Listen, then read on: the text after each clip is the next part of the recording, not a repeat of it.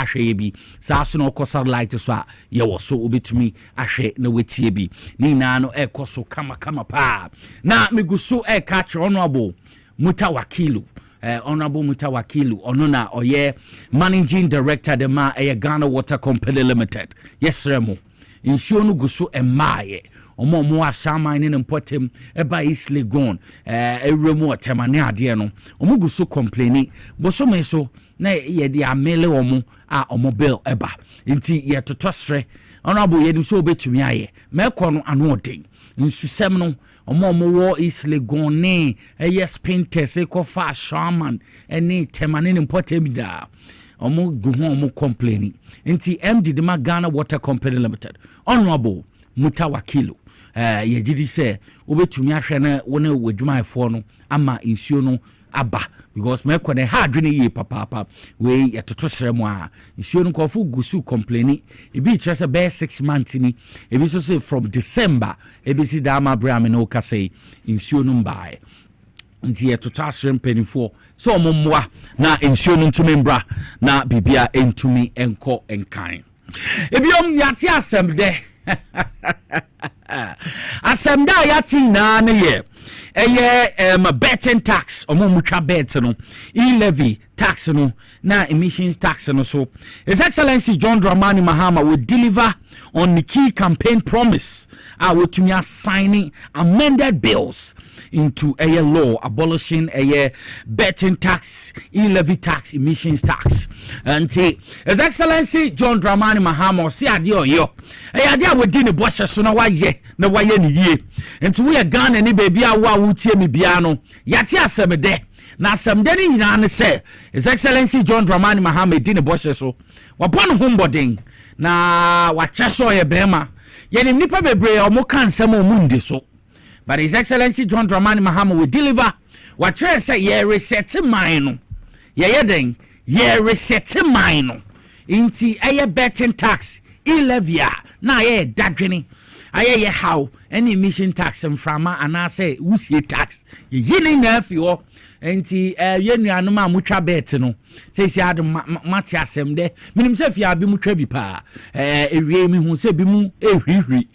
Sa so na e-levy ama sesi akra bi mu na mobile money transaction omu nye biom momu omu nye biom sesi His Excellency John Dramani Mahama last year omo pa kanu aswa asem obe parliament ye pass na nkofu ya pass so ye ntwemu na ye twen executive order no say His Excellency John Dramani Mahama de pen ebesi so paper so na wa sign na try say ye twam tinton time enti baby a wo bia no eno so yetwem enwumaku ahoro so industries ahoro a no so mo ye adwuma enwusie ya abon se enwusie fi ho basa enwusie ni na no na ye measure a yetua ho tax enwusie no na ye measure a yetua ho tax nti nyame adom His Excellency John Dramani Mahama di ne bo hye so aye ni na kama we ya Ghana ni a minim sentinti a o se wo de wo re ede ko share a opposition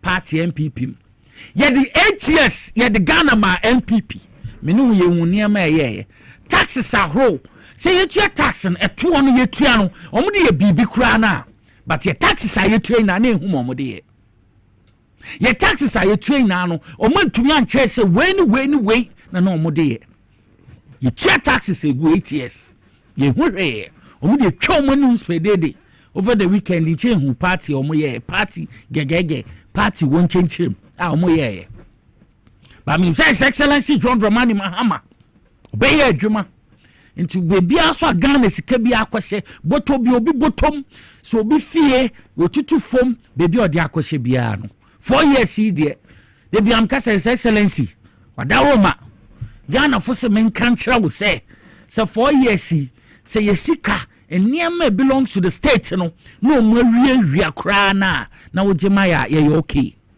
Because why you be paying? 4 years you try mumbre be infrastructure. Ye fa no po.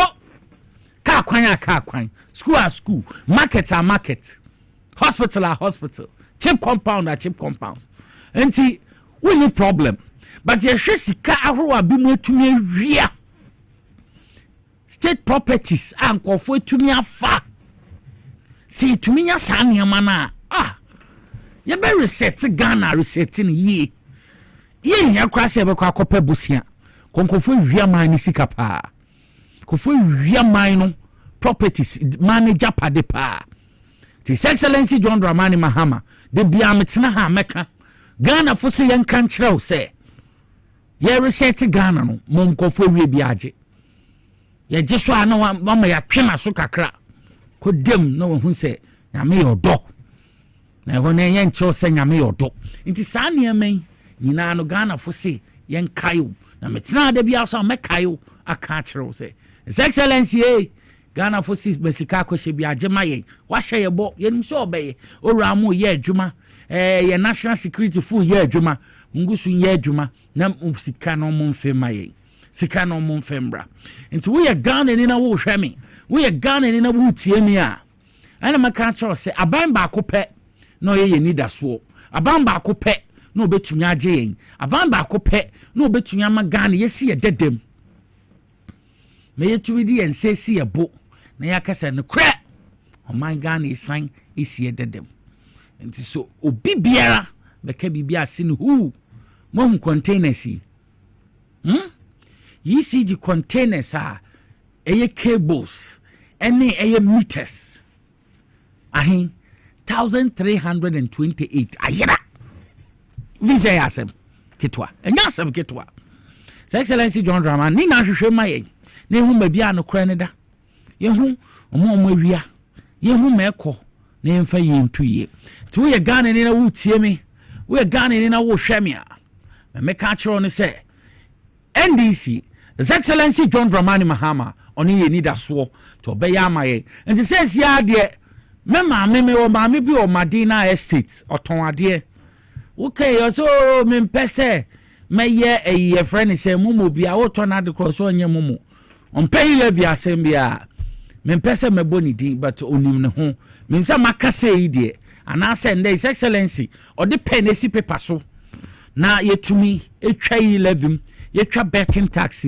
emissions tax me de when you beje wo hwe television mo hwe pictures no His Excellency John Elzo Smiley honorable Chief of Staff Julius Debra no gina ho yempenfo ekukudam na gina ne nchen no so assign hwe ne fe hwe ekukudam na gina ho so hwe His Excellency John Dramani Mahama yenye wudeni uye buei wedu boshe so wonte sa ban bi obetwa mu ko ya ambre bi sabi obedi ye tro oboboy ye kro no kansa manim na de bendwa ne man no so ye hu hwe on na wa sign fefefe no enti for the benefit of mutie radio no say me chechim ma osu hu enti ye yi kasamfo yini wo television no so na wo hwe sa kasamfo yin a His Excellency John Dramani Mahama te na dwem ote the table ho the office on na wa sign ne signature so efe pa yi wa sign kama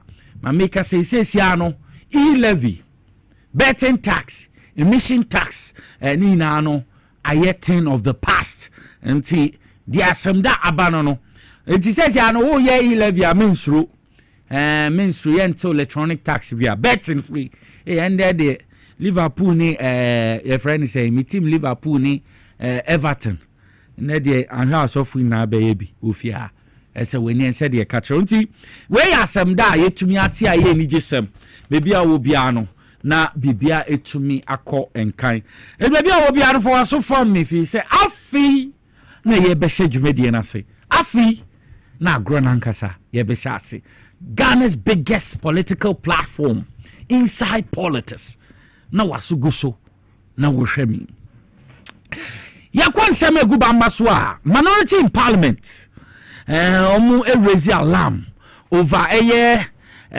cases bia ekoso efano drug trafficking and money laundering akoso man na according to a minority no the ranking member of the defense and interior MP for Asen South honorable Reverend John Intim Fojo or the same to na nisem na so demand accountability efa no sansensemi e ba yese yehu eye container bi sika wom saa so na gold bars ni ade wom yete se Pedu Junction ufita krade back Cape Coast no bankran no Pedu Junction e Cape Coast no so mote se ya chinkofu bi a nipa mienu bi a omdi cocaine do a value no $350 million ya che sanko fui ene almost say flight bi e be si Kotoka International Airport almost say flight no flight nipa yare na e be fa no be gina hwa some days na almost suspect say cargo be fa no cocaine or this ensensemi or the tudja me pese e be ko na yakohwe honorable Reverend Tim Fojo ninsem o de tudja sansemi o kan e fa nsem amabobrosi muma enhwembra. On the matter of air med flights and Carvoc Air private jets transporting suspected cocaine and cash. Ladies and gentlemen, on another security matter related to our airspace, the Minority Caucus calls on national security to, as a matter of urgency, make public the content of cargo suspected to be cocaine and cash transported into the country by two suspicious flights, namely Air Med flights NH23AM and Carvoc Air private jets Antonov and 12B, which landed on the tarmac of Kotoka International Airport in March 2025 from Gran Canaria, an island of Spain, and departed to the same Gran Canaria days after their arrival.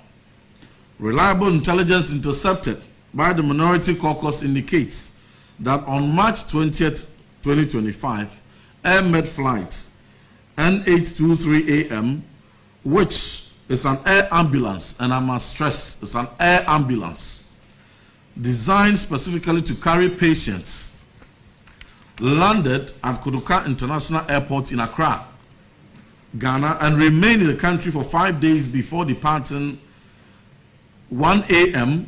on March 25th, 2025, back to Gran Canaria. Our intelligence further persists that no patient was transported by the said Air Med flight, neither to nor from Accra. There is no evidence of medical referral of or patients accompanying or on board the flights on either legs of the flight.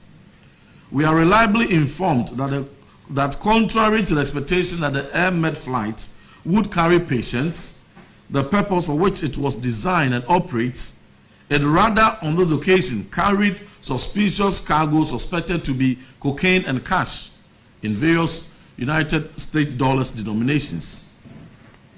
In a related development, a private jet Carvoc Air Antonov An-12B also landed at Kotoka International Airport on March 12, 2025 from the same island of Spain, Gran Canaria, and remained in the country for 13 days and departed at 6:40 hours, that is 6:40 a.m.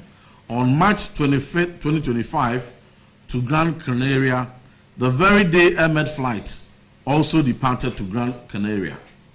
While it is intriguing that the two suspicious flights would depart to the same location on the same day, even more intriguing is the cargo suspiciously transported by these aircrafts to and from Gran Canaria, an island known for its notoriety in drug trafficking, money laundering, among others.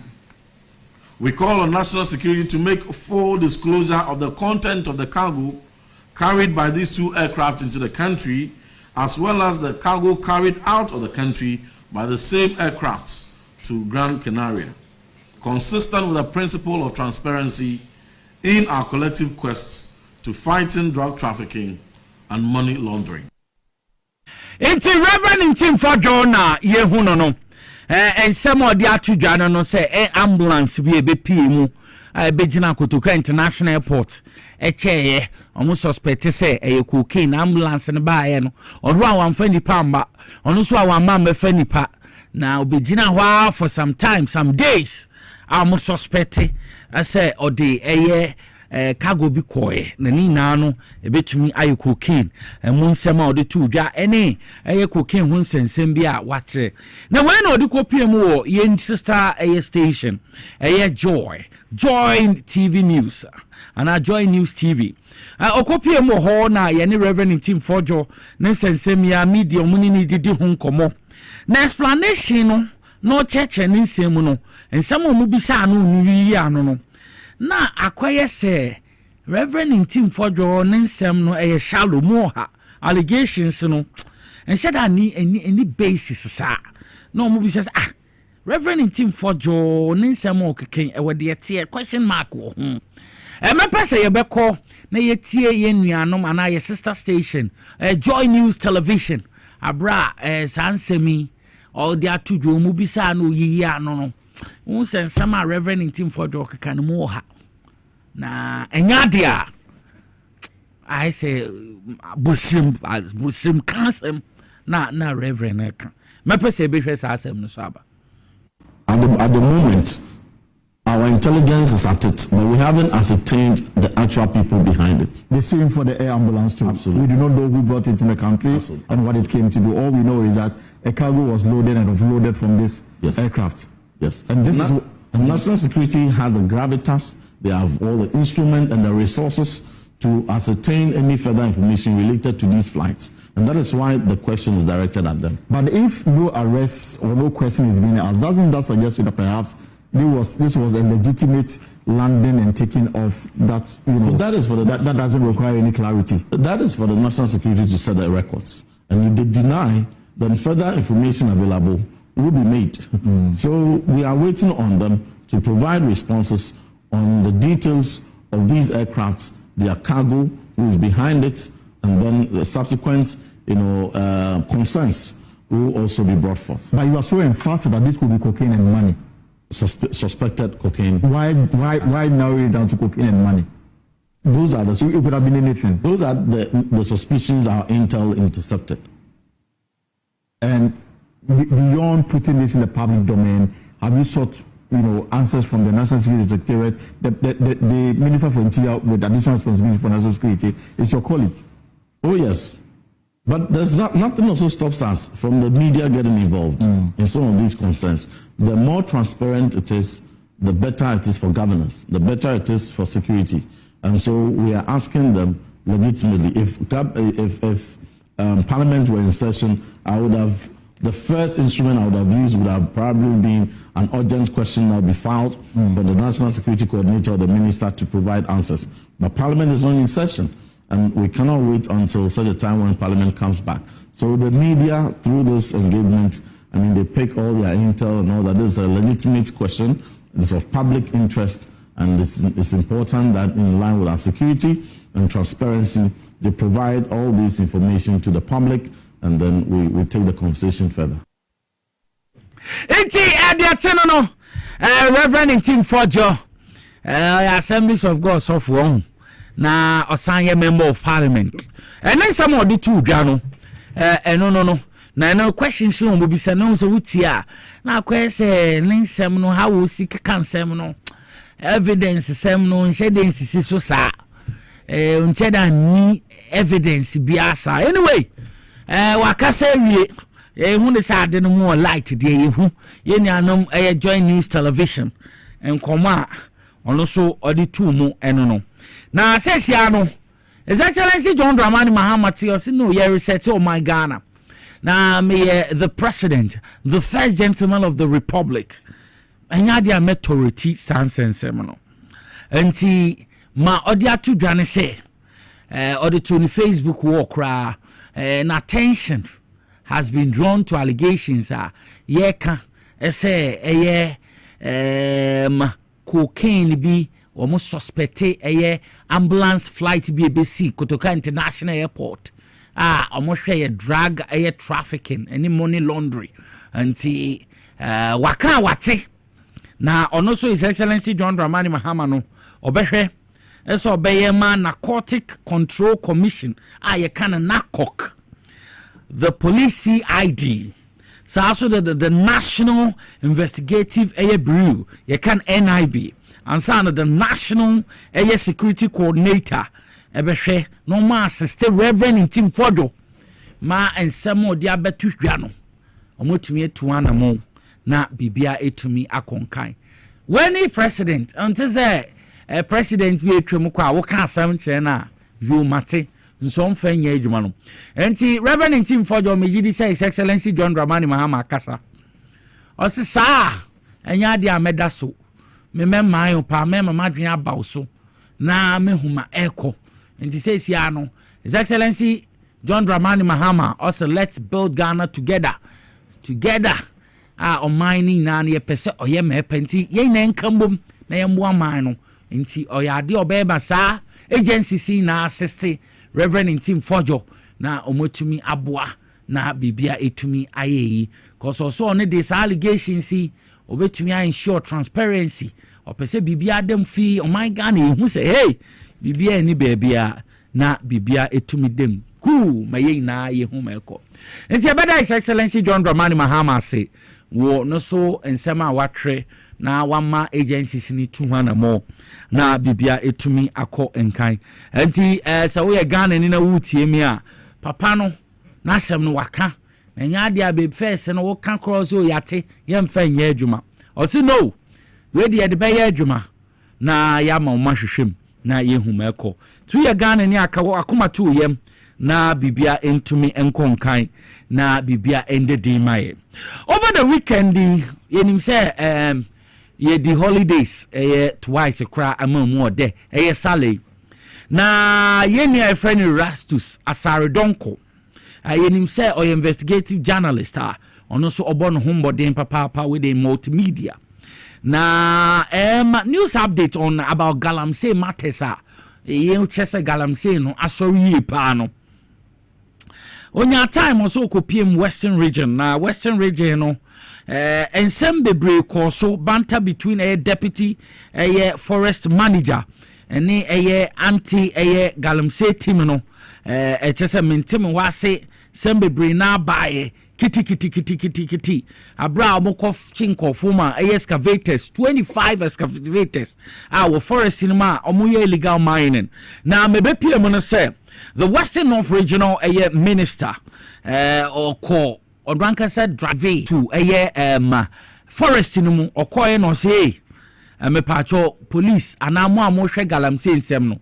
munjai nkofo no excavators munjai si o nipa na macho na munjai na eyadea sebiwa obehwe kwan o mefa so ayema enti munjai when I didn't send me aba na mini say American asem ye friend no Mr. Wilbert petty bretum ono ni obi a wo kana asem say abra yenkwohwe ye nua Erastus Asare Donko yenim say Galamsey ana illegal mining no or the any project journalist or ye hu adwuma no so nsema or the tudwa efan sa asem ye si wo Western North no ho yenkwohwe na ntie mu nsemra between the deputy forest manager and the team who will not allow them to seize the 25 excavators. So there were other confrontations. The district and divisional police commanders sent men in there ostensibly to arrest the team because they claim they are not aware of their operation. And it baffles my mind how the police suddenly got interested in illegal miners who are being chased out of the forest when indeed it was within their jurisdiction to do so and they have not done so. Subsequently, the Western North Regional Minister drove into the forest himself. He also asking the soldiers to stop tracking the equipment to the nearest assembly because he claims he was not notified. The Regional Minister, Mr. Bretum, went in there and asked them to stop tracking the equipment to the nearest. So I sent him a message. In fact, I called him. He could not pick. I sent him a message asking why he wants them to stop. These are illegal miners. These are nature criminals who have invaded the forest for months. Iti Erastus Asare Donko. Yenia onono investigative journalist, but in the project pa illegal mining. Nensam no dia to dwano no. asama say over the weekend trendy say illegal mining because of Western North region no so 25 excavators any illegal miners hire chi omo omo trese rastus mo trese Western North regional minister your friend Wilbert Bretum ono no call ye say enyadia obema kwanti yenja nkofo no na yenja 25 excavators na edin sembebre aba ade agalam say no mutu na His Excellency John Dramani Mahama kache so behwe aboa mo motu ase enti matibia no ye betu ase ye makwan cause ye nsui eminim say nsui kra mbe ya ye nuanom mo ahya man ne tema isle go ne ade o mo complaining ni na aka ho bi sue nani asen sue nani agene tie sremu wo de yenkase you but mumfa the right ba bi musu nsuo no mu river bodies ni mu no mu gina nsuo ba ye no no emu no mu gina no mu de chamfan na hohoro eno na makidini ni yare ahuru na ha ye no the cyanide mo na wo kono mu nsuo we na begu ye ma enye serious ha adwene enti asama ebobo papa but asam we say a buy no so minister no akasa Western of regional minister so akasa o say nye no kre onim baby a rastus kete is asemi na ade hard ni yi muma yenkohwe ma sasemi a minister so ka imra. Nothing of that nature happened. I did not stop any activity of the military and then the Forestry Commission in helping all of us to stop illegality. I did not stop anybody. In any case, I don't owe that power. You see, let me give you a little background. The point is that when you were traveling along that stretch where they had done this devastation and all those way, we did not see excavators.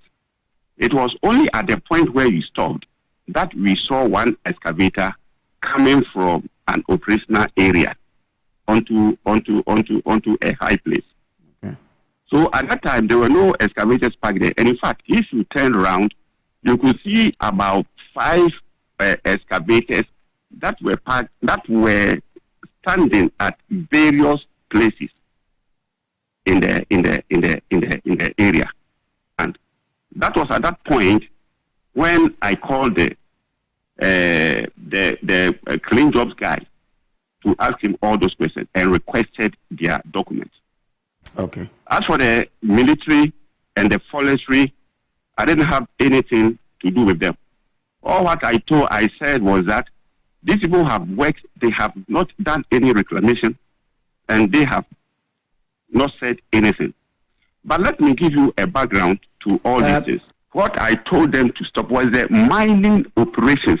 Your reporter, in fact, he called at a time when, as I told you, I came because of funeral and then other things. That's my hometown. I came.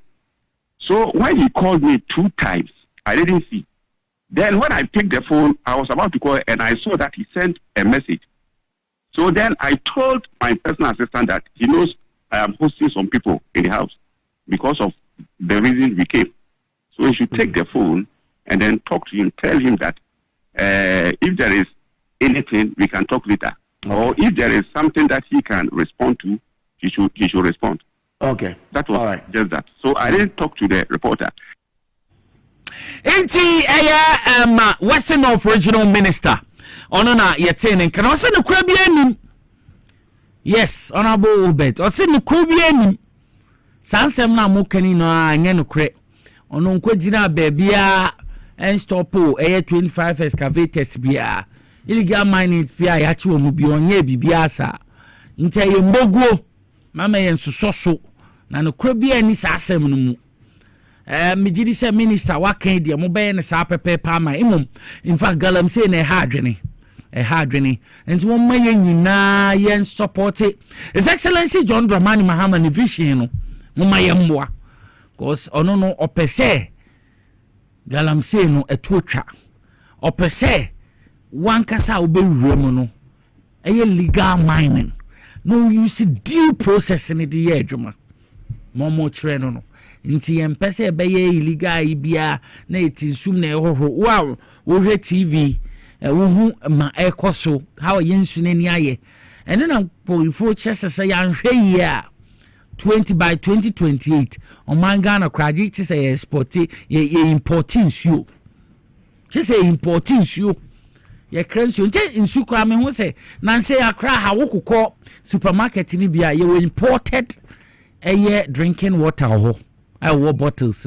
ye importing suo be a 13 cedis ni 15 cedis ye import back bottles ye importing ya hwe ni ya de bi no na abansa ebansa so nipa hin na ebenye sika de ato nsuo ha adwene says ya no yare ahoro so e de mankofu because cyanide ne niam a ye de wash no no so enya easy ya misuma ye nuanom mo rural areas no misuma ye nuanom mo remote areas no because ya de hu pa ya wodwen ho sinto mo sesa nsu inumi says ya de no mo konom de no mo konom adwene enti me pacho we appointee MMDC sa ye be mu kra de yen yi mu ntia yesimu so because MMDC is bebre hadwene bebre di eya mo ba no mo de mo hu room ni meka hu MMDC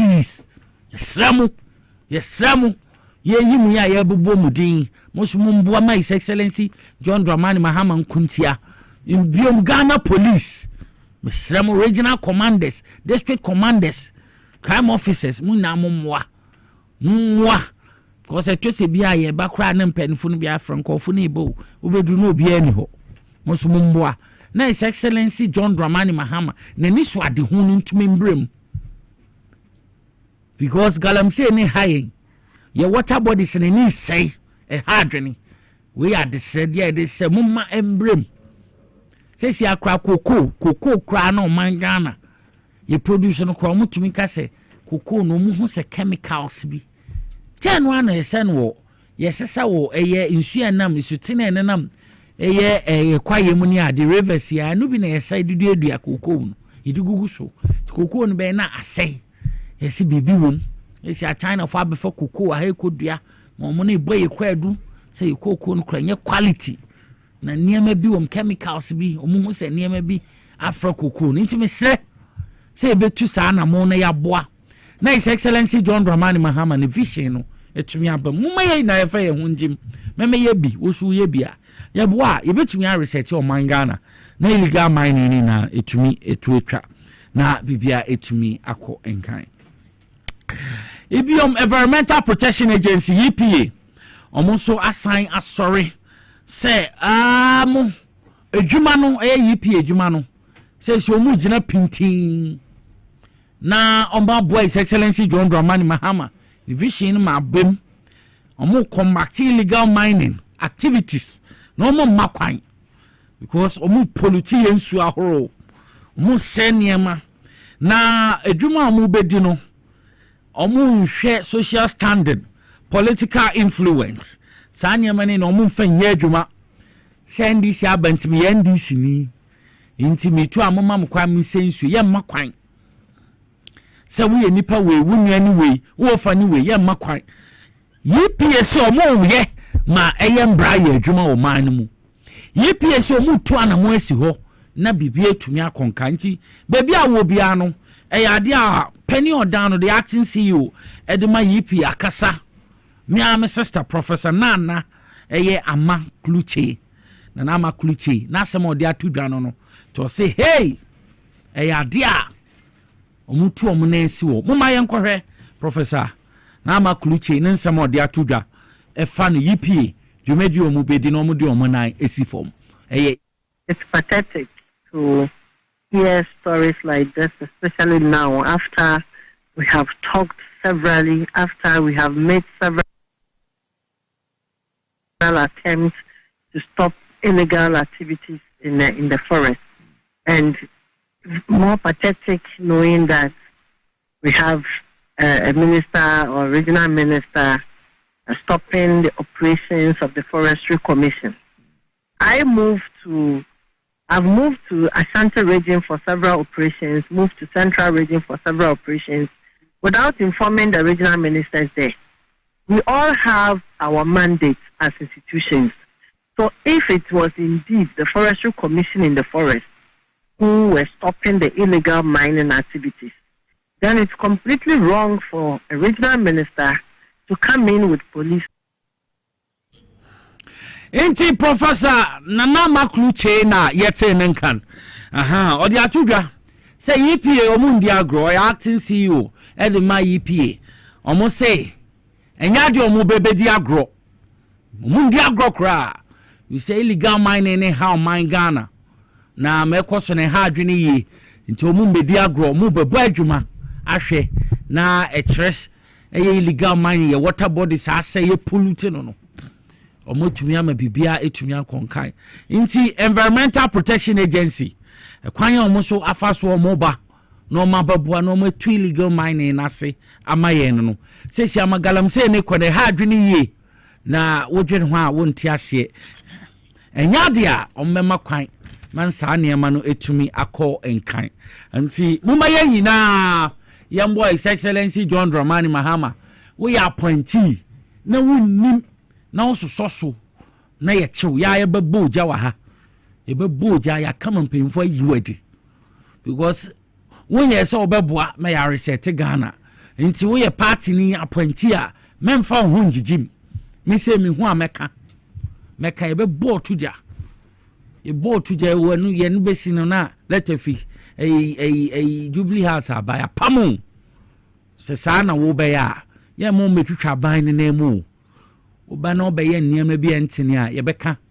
yiwadi cause nipa no doso lie uti aye na wenya na wowrem na wo besoso so nniam a embo aman na ye be bo tuja ye beka mempenifo ate na yiwadi cause opportunity na wenya obi nya sa na wom so ye minister wo ye MMDC so ye bobomudin wo be involve wo ho illegal mining how agaram say ne how mine no ye be bodin guen masi benemu ehemu papa nti de ti no enche ye de apomode ho enkomo ye de brew na edru Wednesday sa na ye Monday bisa edru Wednesday sa na ye jinkonya sa na woni tua I said they be an meka power specialist herbal hospital Dr. Ruem ya hwe speed a Peter Dira oti machine echi so kiki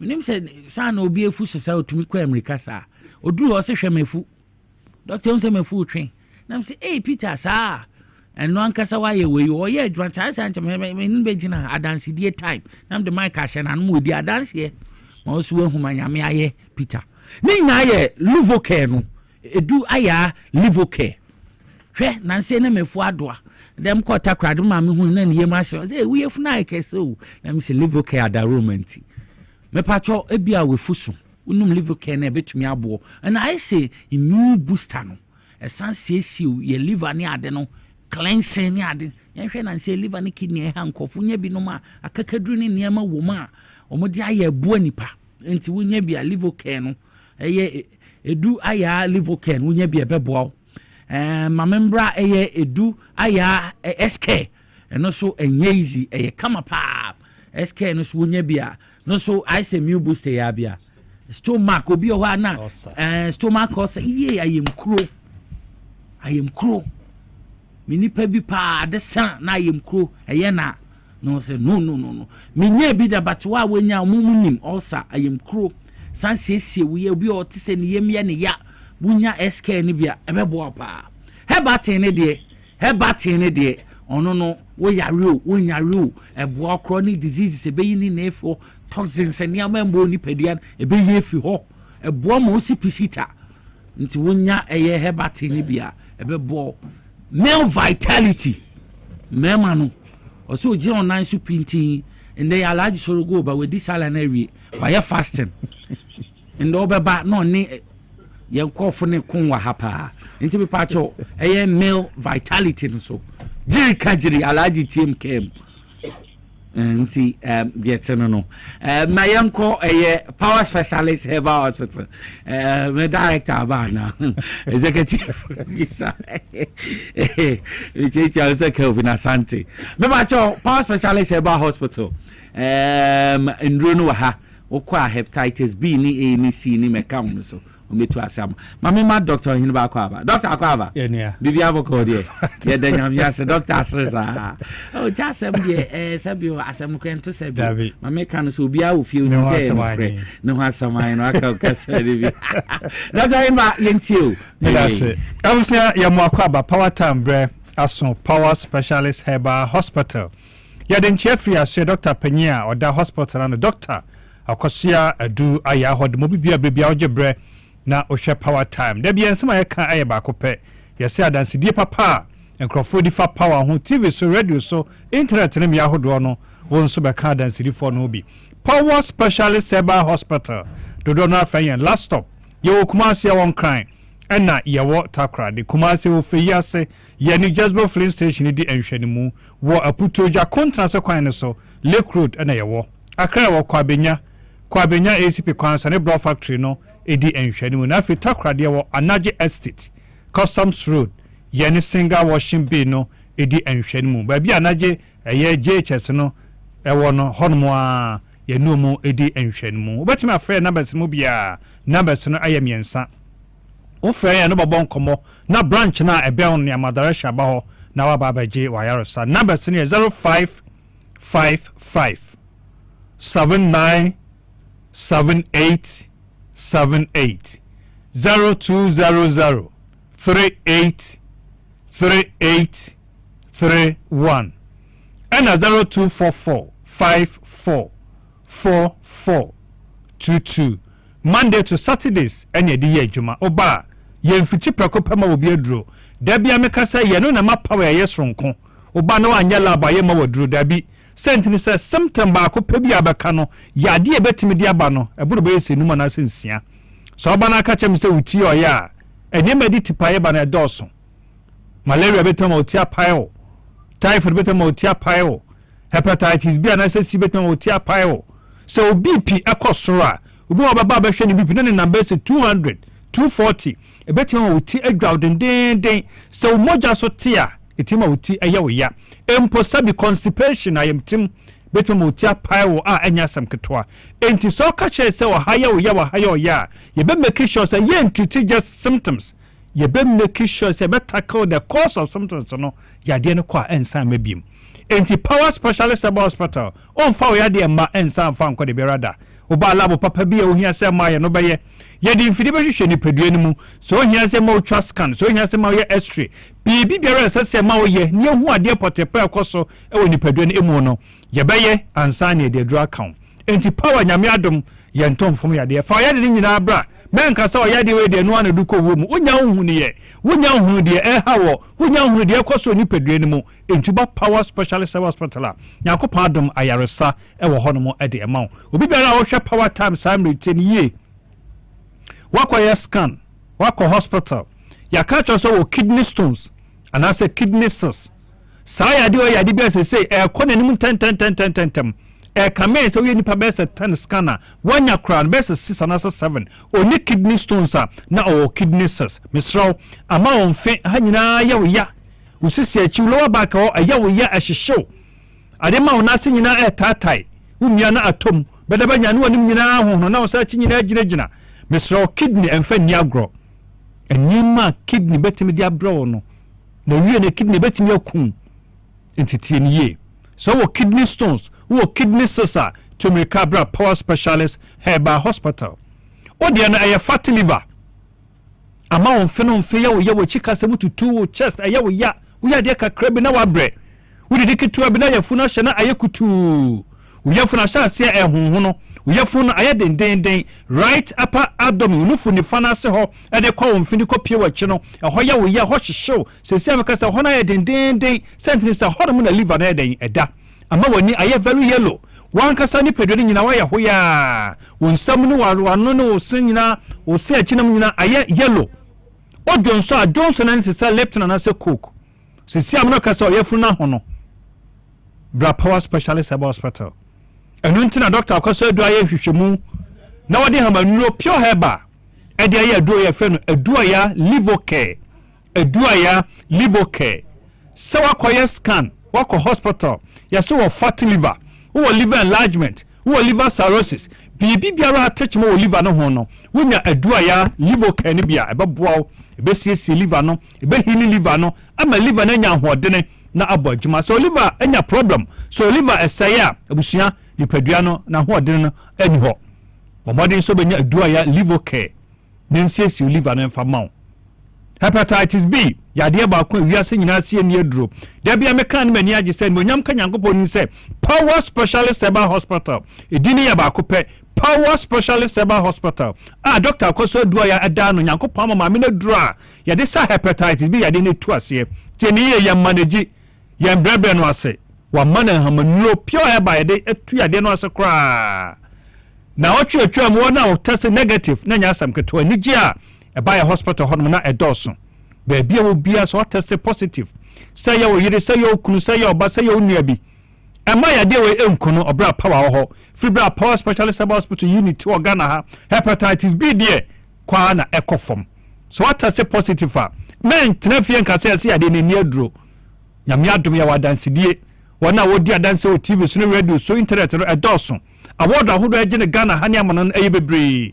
ewo hepatitis B ne kono ho obara mo ye profile no dia confirm sampa yare no ewo ye mfiti prakoba mo obi ado sa dia meka no de be ye profile na confirm sa yare no ewo ho ampa be ye liver function test be ye scan ya hwese liver no fat wo ho aye kase aye cirrhosis anasa te sign be ye viral load count wan kase bo hunu ba bia moa no omudodo sitie wonu maduro no kakra be sa mo aye biem be ho ba bia so atia koduro nyame ya adom na se ko negative a ye mfa no sa keke ye mo ye profile ni bim dia confirm sam one ba kokra ye den eni moja ne mo enti power ya ka so ye negative a we ye negative to me kabra power specialist hospital Kumase and crime and I say a yetakra the number is 0555 797878 0200 383831 and 0244544422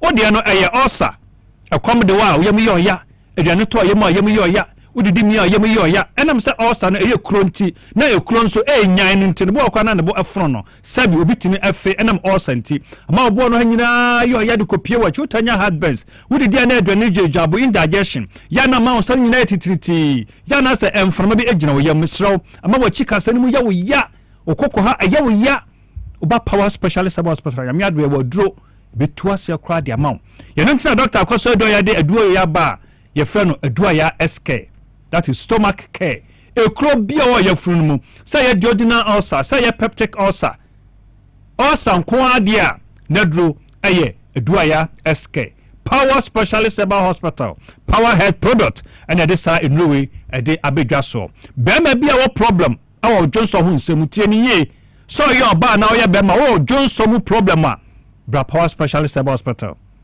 wo Johnson ketenkete ko a wo chima nsa na Johnson aba no be ma mo ye ho ya be ma mo hihyew ebetima your prostate ebetima your bladder that's a cystitis ebetima your ureter na so urethra ebe your kidney na so untreated infections bi wo Johnson wi atenkasa Johnson bi akam wo Johnson wi ne moja di akire bo kra Johnson aba ni nyine ye moja nko a na ya se ayiri se ten ayawo ye de kopiosis achi mesra ho tenatena ho ye de rubber be show bemam bra power specialist hospital nyankopon adoma mo ye dry ye de say de we itu ase aya typhoid na ehaw anasa malaria na ehaw say de we onkrofo e confuse bo kro be ko hospital obaye lab ye se oni malaria ba ne num ye no nwono ni ti pai no ne ho ye hye na poso nyina ye ne mre ye nu nti doctor no correct me ka say oni malaria but me man malaria treatment mi wa no enipa no eye malaria negative ebia na ye typhoid ni signs and symptoms no kan say ya de kranisa bra power specialist hospital nyamnyam ye dry de say ya de we itu ase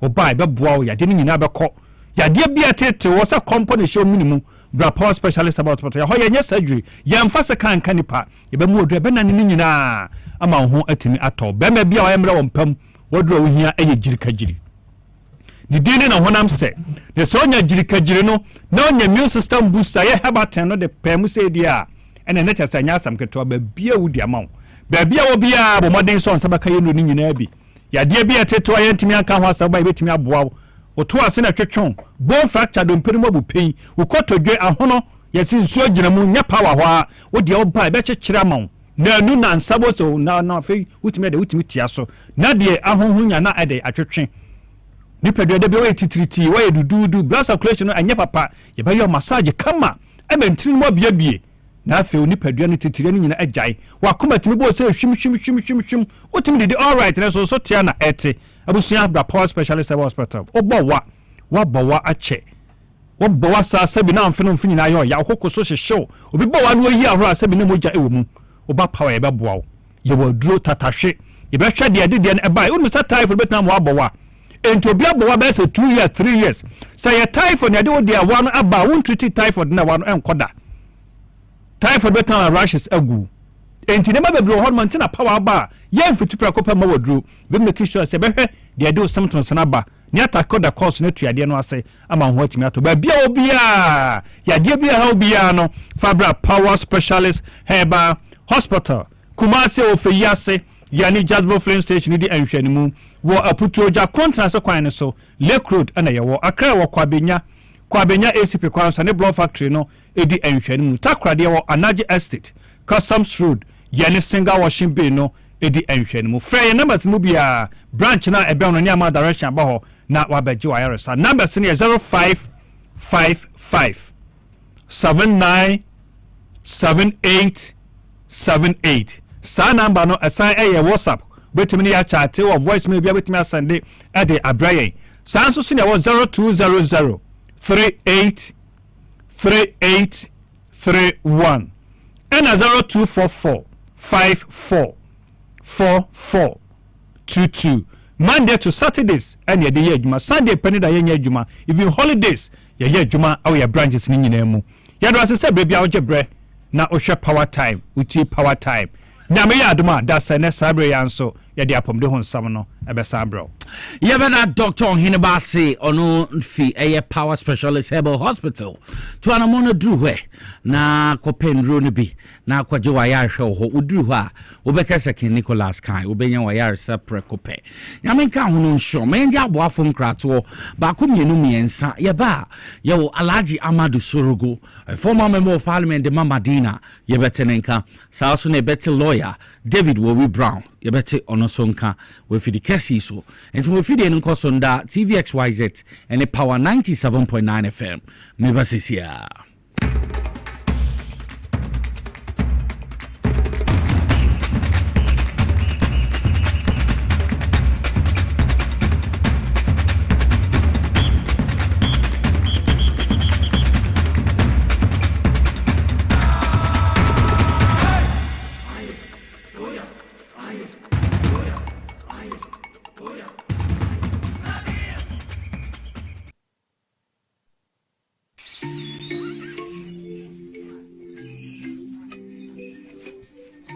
Upon your arrival, you are introduced to your butler, who plans your itinerary.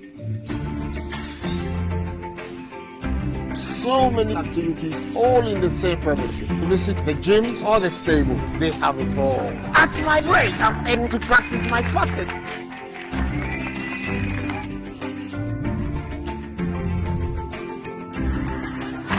They used only electric vehicles here. This creates a serene environment. I'm told it's over 1,000 acres. My cabin here sits on 2 acres with a large terrace space overlooking my private swimming pool. Now this is royalty.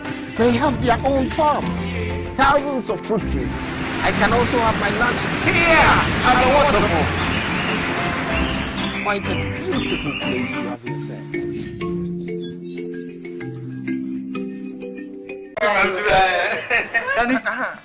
Missy Menanum. A group passa at the Brabro Tibedu. As for me, I take very good care of my grandkids. Ye dear grow. Na yes, a room may be crana. Me bano timide or maybe gumi so weekend. Hey, woman, remember. I don't think I'm a catcher, say. Ya no medi garlic capsules. As I stand here, my doctor said my whole system has improved very well. Medi garlic capsules. Yes, Medi garlic capsules. Oh, Medimosis garlic capsules. Wa mamoja di nipaduane mu afurusani ye na esiesie oba ne barima mahona hoden. Ubenya edroyi bi ato omanyi mu pharmacy stores frey wo 050 349 4885. Edroyi enye mamofra enye ndi fie dumienu. Apemfo ene emma emanofo. Medimosis. Who ni how FDA ajije din kratoyi ato. The serene environment fits into the goal of the school, which is simply to provide excellent educational foundation for your world's development before they commence primary education. At first glance, clearly you will see why the school is called Hebron Hills International School, as the building stands tall overlooking town. With a Montessori style, we have experienced and dedicated staff and trained teachers. Our small sizes classrooms are meant to enhance teacher-focused approach where children get one-on-one attention from the teacher. Hello there. We are open at 7:30 a.m. and school closes at 2:30 p.m. After school care is from 4 p.m. to 6 p.m. while early drop-off can be arranged at 6 a.m. Hebron Hills International School is located at Midye off Densewan Road. Locate us with GP postcode GW0688 Ga West and GPS code 06884870. You can contact the school and make further inquiries on 050-876-2375 or call the office directly on 0302-918768. Email us at hebronhills.school@gmail.com. Hebron Hills International School. Excel and shine.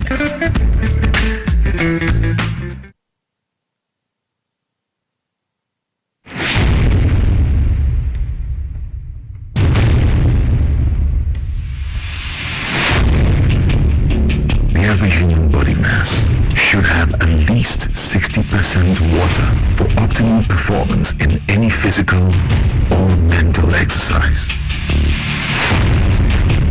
We can help you maintain it naturally.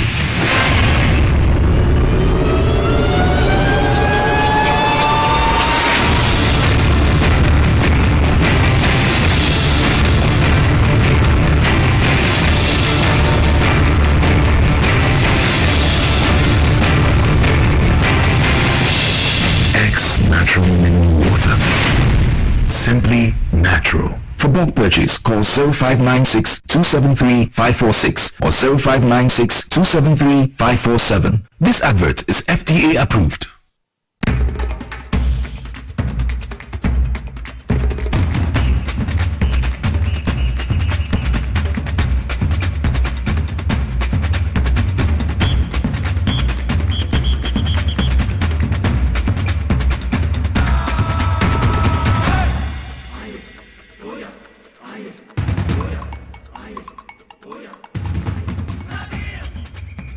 Okay, mesamo akwaba biom the Bat TV XYZ baby awa wo hwe bibia wo so awotie power 97.9 FM inside politics jumedi na iguswa utie na wo hwe enche ye beti Alhaji Amadu Sorogo nka former member of parliament the Mamadina also na lawyer we Brown ono so a senior lecturer ATU ekukudami na enche ye beti omonka many can show na sen be the can church nsem mu de show say His Excellency John Dramani Mahama adia wabon homboden papa wacheso e bema prekupe na wedi in the boss so intimika say the His Excellency John Dramani Mahama list of assented bills me chese bill wa send it to abolish and they do bra draining tiase so mudi mfonyin beto so ma wo so wahu His Excellency John Dramani Mahama electronic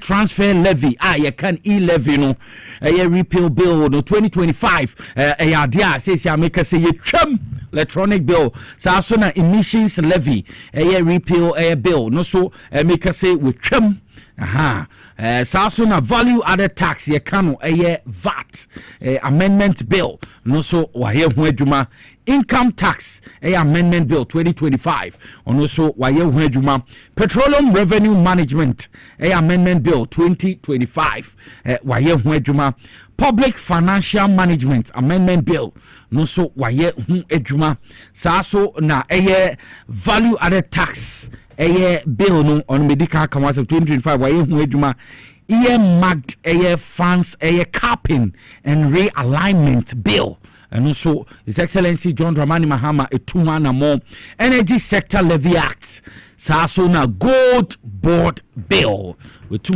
more and sign growth and sustainability levy act and so no so dia waye ho adwuma His Excellency John Dramani Mahama ka oyo no do say ayo your papa because my sister kuya kuma 2 year next when you said you catch your NC me who so ye difo ba na abam papa His Excellency John Dramani Mahama or de a penny si paper so na wotumi etwa sabili nemu ye ni mabambi awabe o ye be yi we fie be nsu no monye His Excellency John Dramani Mahama etumi etu sa na moyi hwe maka kire mu na me sense subium we Ghana ni a hu abanya odoman no hu abanya odwene timemufu hu abanya odwene me no hu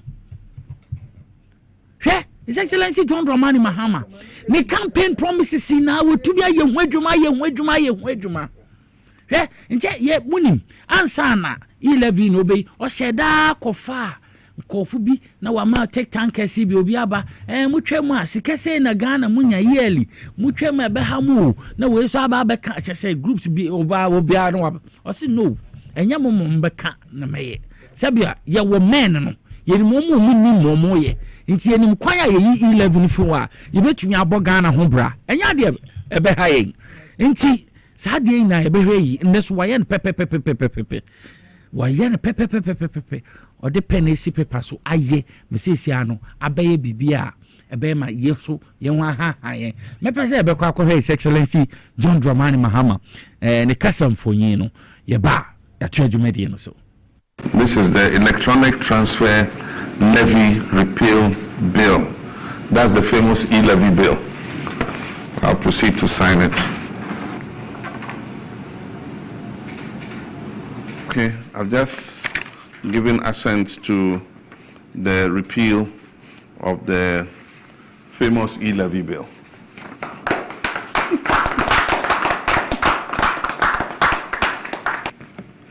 Now this is the Income Tax Amendment Bill 2025 to remove withholding tax on winnings from lottery, betting, and games of chance. This is the famous betting tax repeal bill. And so I'll assent to it, 2nd April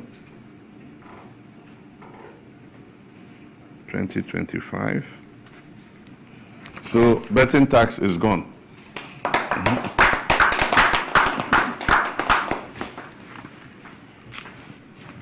Now this is the emissions tax repeal bill.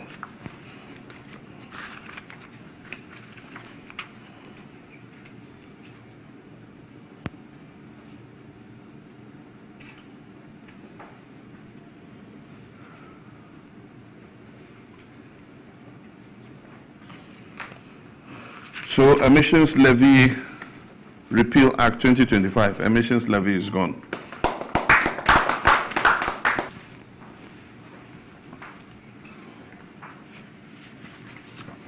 This is the earmark funds capping and realignment bill. This is the bill that caps the GET fund and National Health Insurance levy and moves those resources into the consolidated fund.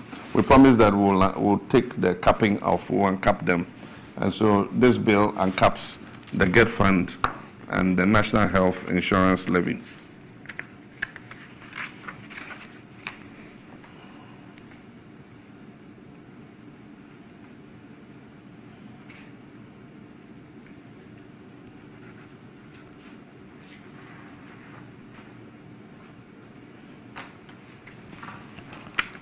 So the earmark funds capping and realignment amendment bill has been assented to.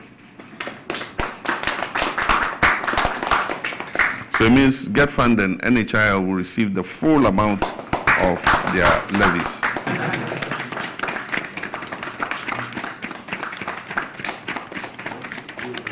Promises delivered.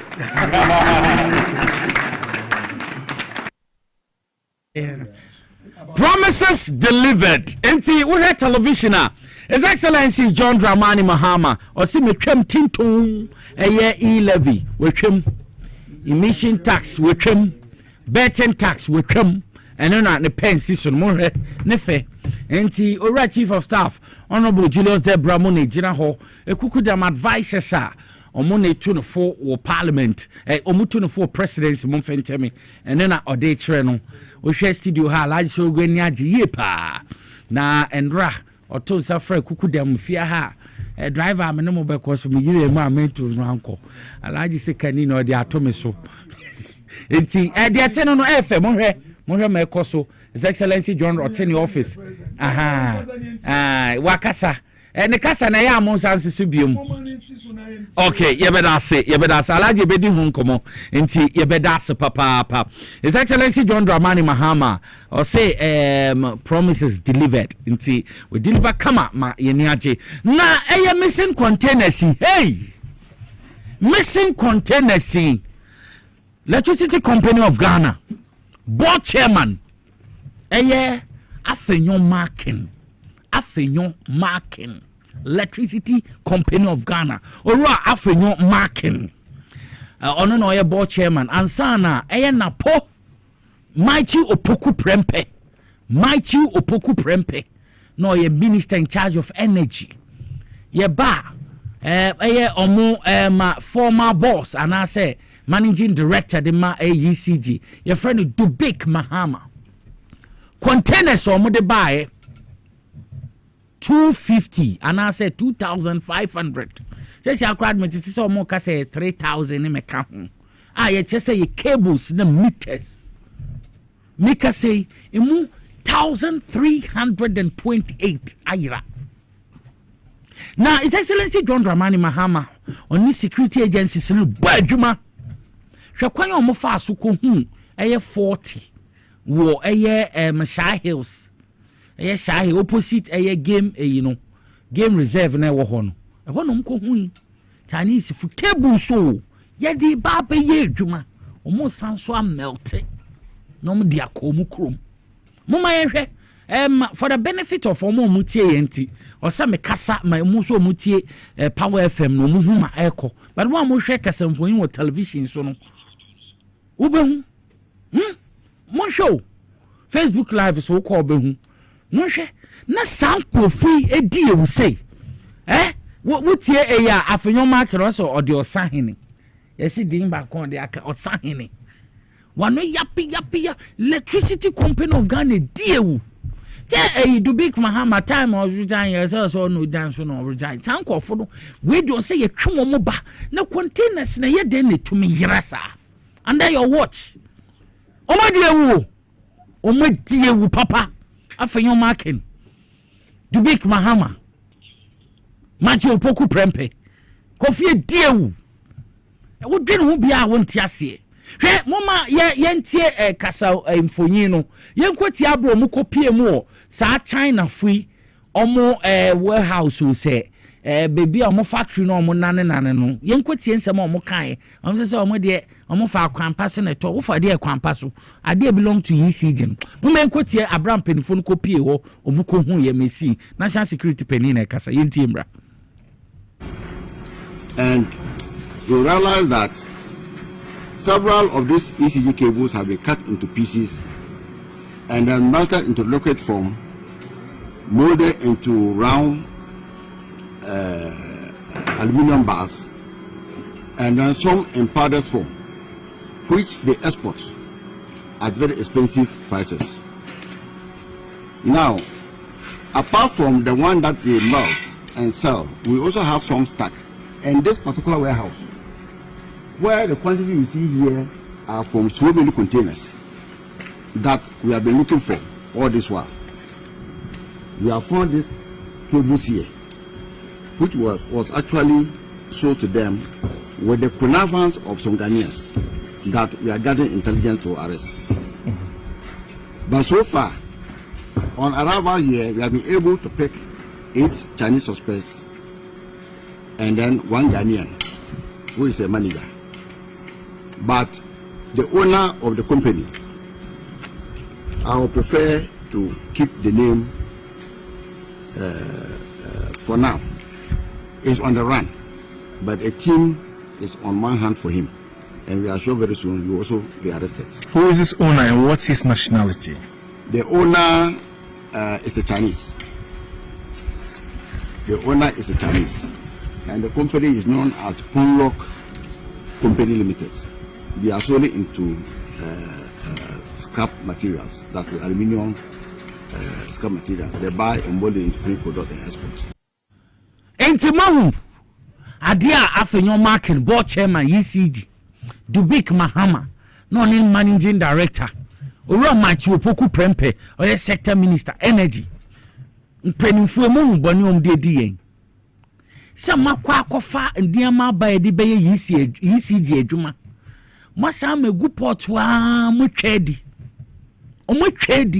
eyi cables ni meters.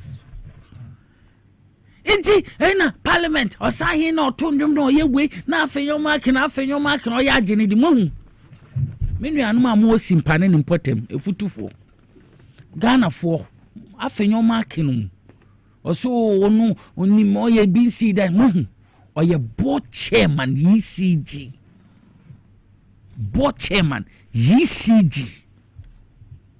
mohu mo de ayaye ade ayede ECG din akraba akebu sini bi asai bi ayabasa ye basesa no mamfa mbambe ye adwuma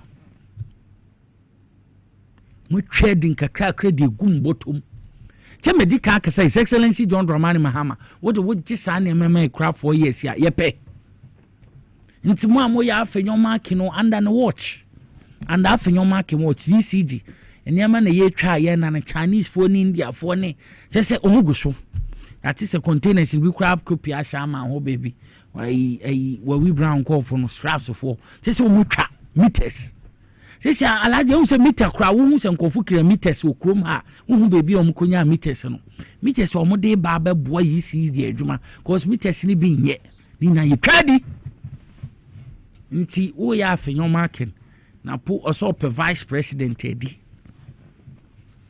the big Mahama we know say ya twon mu begina ho na ehu baby a omo fire e ma meters we etumi ni ekowu ekroma abregu ho ECG nsanka cables we ECG nsanka no mo di o ma na ewu anya cry value container ba ku bia be $500,000 enye easy o na ba ku 1,300 and sana mu 28 abeka ho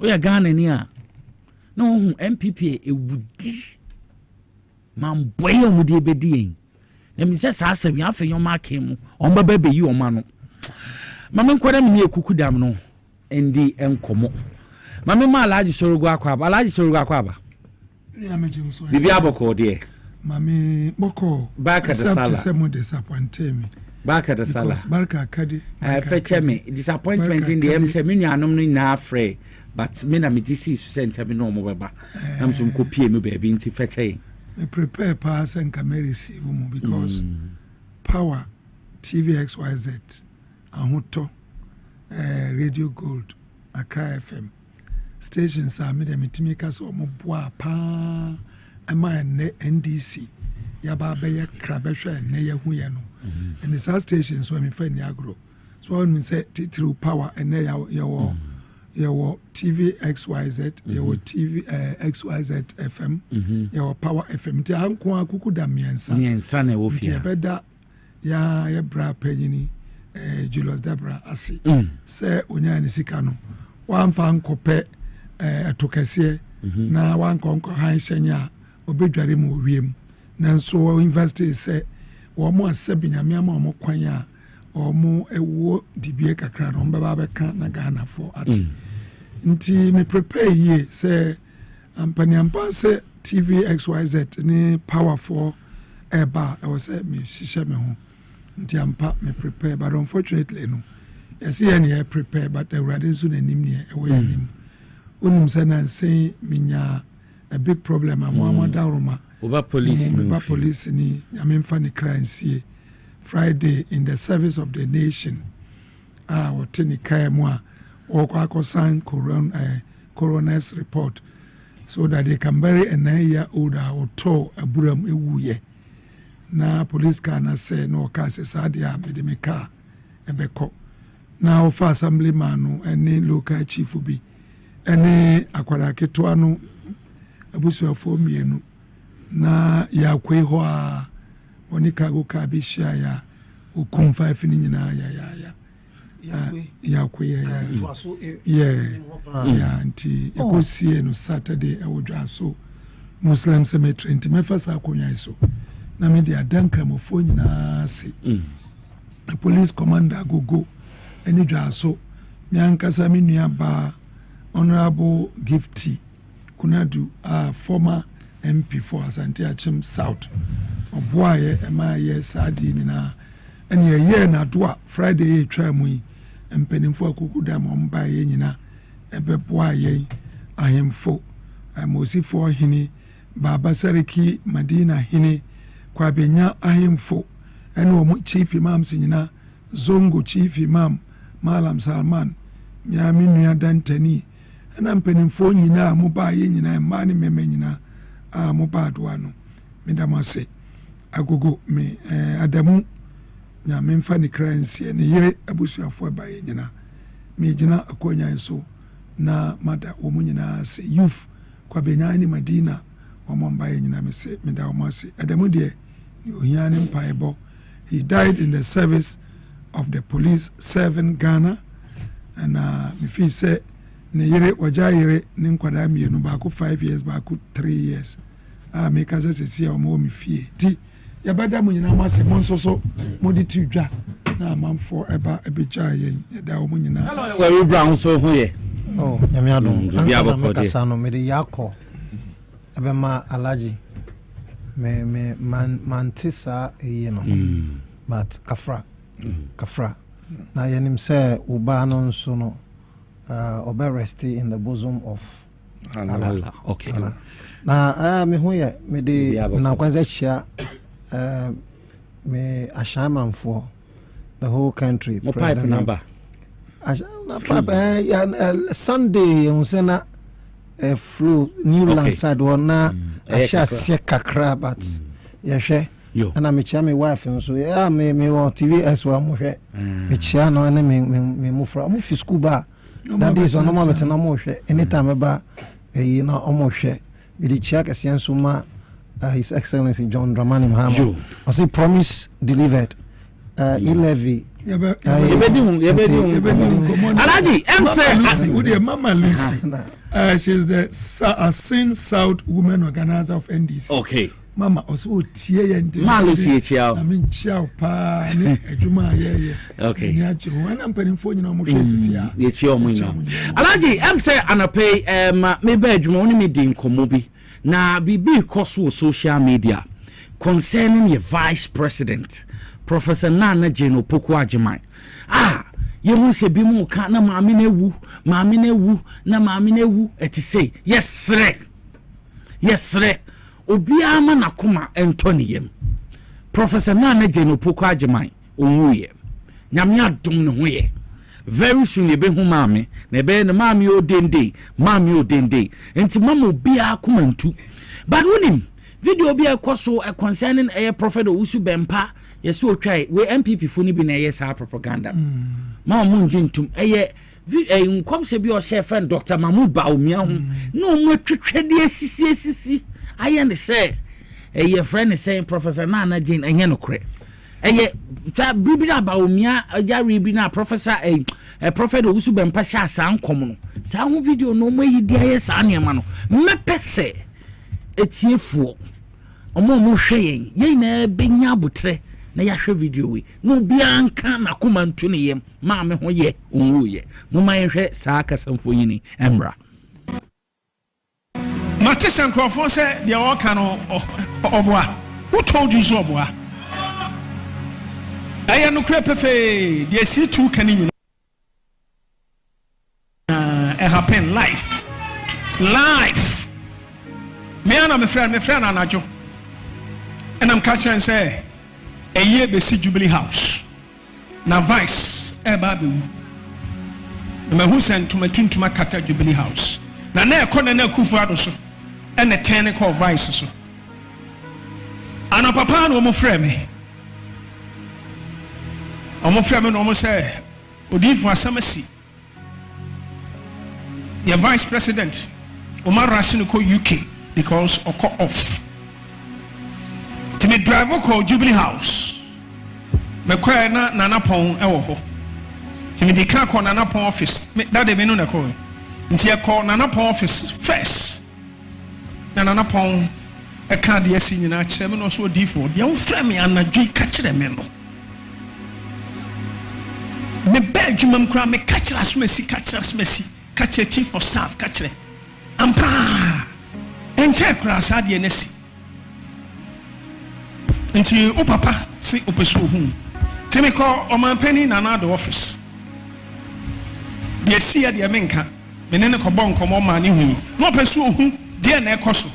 But me ka chen say onma be ye hu adwuma.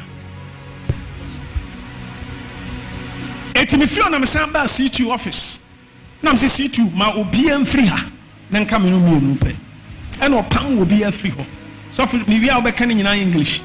Opam obi afro on the cam ne mi. But the mensagu ni show that no call off. Or call off. When who be there be? And I me here near was me here. Oh soon. Me here prophetic directions. Said you nyame leading me. Now catch and say it shall be well. Off more than 30 minutes. No, who only to say, onim the airport, onim baby or walk. Now, me, baby. They are me on the crowd when who answer me the message on the shoulders, the Akanya when who but me, baby, in the name of the Lord. Nah, Naniban also assembled the name of Busan said, Odi father, they assemble. And I'm saying, maybe more fastens, I'm a vice president. And all my penny, them calf since man. Joko waiting. The man my call. I said, will be him. Now, the see the rather pay. Now, him say, Nanny Ban and Hosono. That day, na any call. I'm saying, yet to care me, and all my penny frame me. Call it by any good news. That's just say. Opinions are back to life. And in summer, C2 or Kaya, one inclumatic interview, a 100% fact. Enti Reverend Isaac Owusu-Bempah Apostle ono na yete nenka SCA no amutie power 97.9 FM TVXYZ ne nkomhye no share ya ne ibi mo twitwa akofa na me ne vice no odu esisi so no no enti mo original no ene na yabo no we ya mri bi mesi ya Dr. Mahmoud Bawumia ya reye no mu na omakofa ba twitwa ba bia wan hwe ne yia obeka se Messi ndano nti mesra Ghana fo mesro bia obi anka na koma nto ne yem maami odende ye maami wo ho ase ye maami Jane opoku ageman na no ho ye pa very soon maami je na home kakra ye be hu no nti mama obi akoma ntu anapei yenim kofo course ahroa na bi mo frɛ na ye de na ekoso na de na ekoso ne ho ye pa metumi atena ha ka kyerɛ pain say Professor Nana opoku ageman ne ho ye nti obi anka na rubuntu ne yem na tribal yi na nsem bebre omoka mamo bientie mo omoka mama bientie mo omoka metumi aka kyerɛ ndane say maame ne ho ye pa ne ho ye mama Sambra studio say na me bisa lawyer Worry Brown e wo say social media and they say alaji sorogo e kan ho asem kakra Okay, mama nkwa alaji ana okay lawyer what it be one video sa no mu twetwe ntam say da bo magana for you say we don't need to talk much about this seriously speaking me say if you wish evil for your brother evil will befall you omo dream adwembone ema vice no adwembone omo dream ema no amana omo tu ema no omo anga so mo eden ombetu okay enti me no you see bible crutches say yembo mpa ema edikanfo enti sebi say yema mimpo no yare mpo a enka o say yembo mpa ema no nya ayaresa banye say the betu social media to the extent say mubaka ko fa old video bi say enti mu person wu enti owu a mfa so be na mubenya enti omu amo e social media omu di sa video yi if you saw the wind you will read the whirlwind okay omu hunisa but I can assure them say Her Excellency Professor Jenana Upukwajima she's well as fit as a fiddle. Okay. So yarin poa yen bidumu yebechire kom abompa amano amane ho atono a ejuma pa na nyankopon edin abason beboa His Excellency John Dramani Mahama no asset record as the first female vice chancellor in Ghana. Was I the first female vice president of the Republic of Ghana? Was I the first female chairperson of the Ghana Armed Forces Council? Nyami nsa ebe wone so amobenya ahonde ejuma pa wa hye ase no odi be wi peyo enti me dem bompa ema no de bia on His Excellency John Dramani Mahama and any more government in we are praying for them and wish them well. And those who wish her evil, back to sender. Sana me meka enti mami niwe. Yo. Mama ko Alhaji Amadi Sorogo so yen sha say topics a egu bamba so a ye bedi ehun enkomo. Na answer just 30 seconds. Okay. Is it say obi yare a yenkrofo dana? Is it says will be free more na power na change by MPP for one. I think just what trans na social media na say no boafu, but I want to assure them and no more wish no and nyame wish ni nyame wish no and e be o na so what tie them a man for Ghana for some more kafa mama papa nsem mo kafa no a e be na be ka cho so nyame nipa na nyame de ne ba so ma serve for a certain purpose no we esa purpose na nyame nyam frɛ no to mo ekoso no mo nto nkoso no bia na me de me ba no ye mfato me ba no ne me kasa 2 o'clock da ma to twan ye ba ba sala by 4 no ye nyame dia enye obi o yare da mpaso enwo so obi obitimi yare da mpaso de ne obi nam ho no we weda no enti mo obi amna na omuntu ne sane ncheche omuto mu a ombetimi apie sanye sa wo nkasa na be consume wo onyame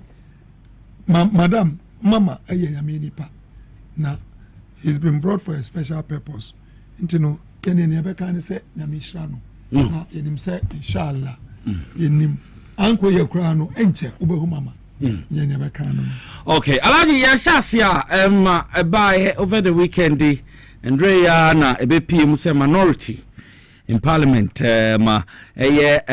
Reverend John Intim Fojo oye MP Dima Asen South or Sansi ranking member defense and interior or the betu ja say ambulance flight BBC Air Force airport Kotoka International Airport na almost suspected so kita cocaine any ensem ahuru bi akoso concerning free takwade ba Accra Pedu Junction cocaine bi a ono so omonsa kan ya nipa 2 na no mo de ba omo value $350 million. And in same be CC Omufi say on Monte Wasem. Wabeka one same be His Excellency John Dramani Mahama so no say adia obere manakok ne CID NIB and San National Security so etuwana mo. Alaji yentiwe yensha so so. Unim edi kano ma minsan enawase na mina enkramofo nyina ase na mina awrade ase se wama afina kwaba na baba tue. We are happy, we are celebrating. Na nunkoda nchen no wo hwe this year sala na ye ni 2 days.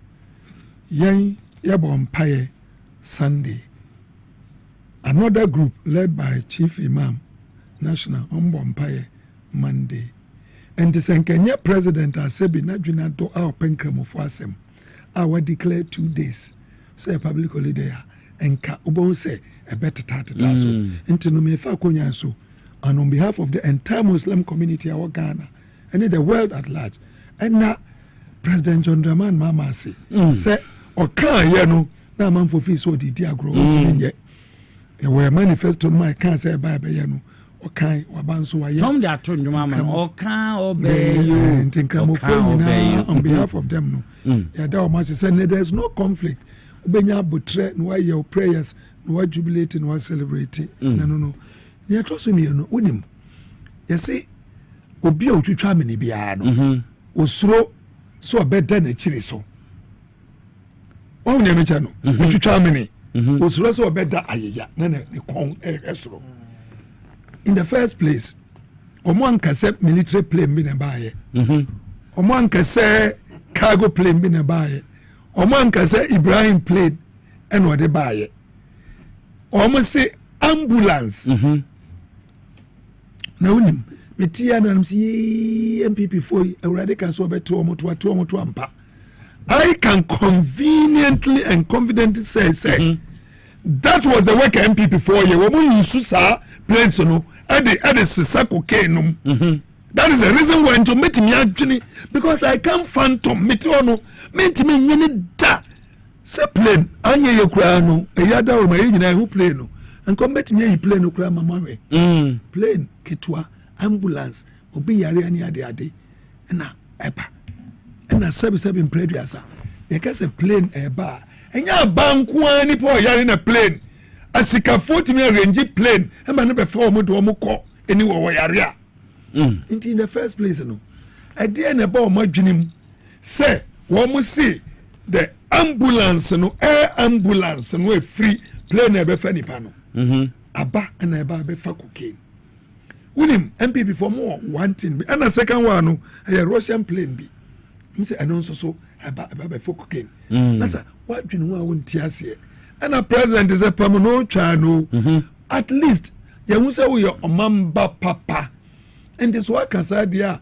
me free security for agencies na you mun charge no na ja omum mewo na chire wo mu na mun nyina mun collaborate say na be ya Ghana yem pese Ghana e be baby ade cocaine be fa na fe nyina mun pese ye ba be yinu ha yem pe transit because obekaya ebi free takura de banu miachi wo mu amene ayekra betwa $350 million worth yachi wo mu intino me president amituo idie amma so da intino nyame nchade bia yes there is no smoke without fire they say awatimi abono was one woman enough details was what my details kura we o mamba na we MP and now we are ranking member and you know the other committees emra national security for NIB for national investigations for NACO for more cocaine so ni emra na so ajamu nyina mun trans na mun jojo na mun fa kwanya mbefa so a wo se ya frame me na me nko ya frame me china me nko ni media ma mo ni ma mo wie na mo pen wo mo nye wo mo ntia se wo metwimi free me office wasa we how to say right on the ground, right from the word go no. Uba say a sensational journalism and NASA politics no person obey because it's simple and straightforward. As far as we are concerned, no cocaine be a deal, but what can and also suspect it. The one who alleges must prove. and no yeah I no credit yeah nchichire ye pese oboa se ne ba nyina together after all sade badwom na say no kura credit no bibre beba ho na meboa ena mo so ntigana fo atimi aye sei adenti na wo so timi ba out be ka say wo de why ne obeye wie enti no obi afrewa onko national security for onko na wo man kasa nko mu investigation na wo de ne waka no waka wie I mean it doesn't help and no chere say sebe enya dia wo de se wadwunum wo wadwunum so pese oboa kronu na kronu ekonanim eya dia wo fi so benya political advantage bi also enti media I am not proving because yanya president so sebe na dwunum da ho o say zero tolerance for drugs ewo ne kru enya ono akofa ye di cocaine beba na cocaine yes as kukuru over 170 kilograms nyere be ko she afa be ko ina ko da ni kokonte okay pa kokonte 77 parcels 77 parcels e ko da ni kokonte mekai so wono de enye ono ena na sade ne beba apart from that ne bi bresi am ya ko chichi bi wo UK nkrofo a wo mo government abusuafo was one the time with the enye and even with this no still an yankum nyanhwehwem ni yanhu say play na ba ye no obi ani wo ka say play number ya kire among for investigations but one allege say who suspect say obefa cocaine na the way we link coronation so person link ko ka say 350 million worth of cocaine na ya ko chi ye no wo de wadwene ye ompo say jama ye de anubi and I took my master. Sabi. So what Jimmy? Who would do this? Say play na besi. I ain't name say play na besi. Now we been cause work cocaine. Okay. Say the same thing MPP for buy you know. Now come smoke gold to be a Johnny. I make what you airport. Okay. I go fire yeah buy. MPP for so 10 beer. Ombeye bibia party ni ya very unpopular na ni amankoye for parliament no makoye afanyo marking ni akokika and somewhere else no I was so munya sensation bi no me dey buy out in tem na Ghana for the same thing no ya vice president no say ya Charlie Crawford ho wanya yo yempe bibia beka Ghana for bia ni betwa ho ni ebenya ho adetim exactly that is happening but I'm happy say His Excellency President John Dramani Mahama, I said committee was it mun tentem. So okase won cooperate here. Munyano na wankasa mu expertise na mu wono. After abetimi atrezi play ni buy and ho mu ne koyeye e de ne ko mu everything is there. Nti no e better na say. Yeah sure ni say everybody is ready to help him to fight the drug minister. I'm a Ghana dini under MPP a best say a bon kun and that time no Ghana dia drugs and ya de frafra because woman kasan crofo no ma dosuko ewum ensi na no success is a chopono and they omo ya and also omo fa kwankoti kwambe so no mo de sa but I can assure them pam no twa no ni nyina ne se ma chew Ghana we are moving and usha in this is nature say the country has started picking very well. So interest rates are bear down. Bonsi 92 days, 365 days. Look, 180 days, 192 days. Ni number form. I mean the interest rate about for more. How Sidino are stabilizing. And people time every day goes through. For the whole 3 months, see, Massa 15, 20, 1580, 15 are stabilizing and grow for 8 me. Predict what will happen tomorrow so that they can plan their businesses. Those successes, you know, MPP for into some faculty quite so. Remember, so they have already said, say they will make the country ungovernable for John Dramani Mahama, His Excellency, Umbakan or Parliament. Say, because we make a country ungovernable, and throw a coffee some way here. But I can assure them we are above that. One minority, micro minority, no, very soon they will see where we place them. Yamomo kwai, yamomo long rope. Their leader. Omo fanchichiri omo. After no man can the onwa say your Barbecue about the missing containers. After no man can know day. No bought him. For where? ECG. I hear containers na iranu. Port. Containers na one dia. ECG. In some way can come in some way na so ECG. Into the ba. Into one after no man can one yabotre. Obi masa. Adan beka han say police for TTM police for bow ye bow na sa unya kromfo a masa udane do care chemi ndi boni ndi boni police for no messing nkonko hwe won madi boni yanka nuru ba bia na wo so de say ora illegal dan ora wakochi obi onkochi obi a ora agada facts na fact gathering no also who say over 10,000 people and sending information into a Ghana phone and information neighbor, including MPP for our more dear MPP for penny for our woman and woman at 2 would have said any former MP for Boise West was a movies can go no bachelor. MPP for penny for be so bachelor. Now, enough is enough. Massa, into no Pamano Trano, in answer macho. Young cock. But may caution woman say, woman taking the bro. This NDC is not even 3 months in government. Not 3 months. 7 and 3 months. Now, Massa, see, I'm more 48 months. Now we are 3 months. Now I'm starting soon. Now I'm koya, now I'm buy. I'm prepare. And I'm nearby the anoshi. I'm call for no. A bay says, you know. This will never deter anybody. We are going in. Yes.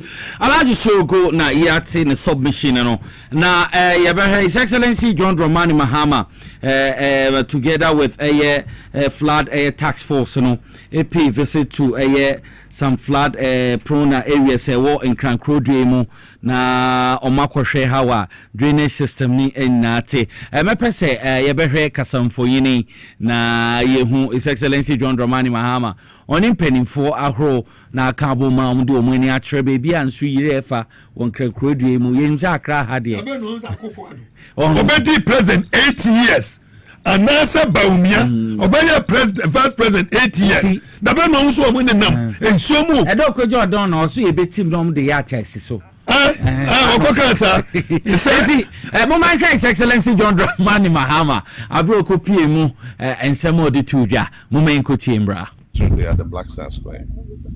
A lot of the flooding in the city is caused by human activity. We are the problem.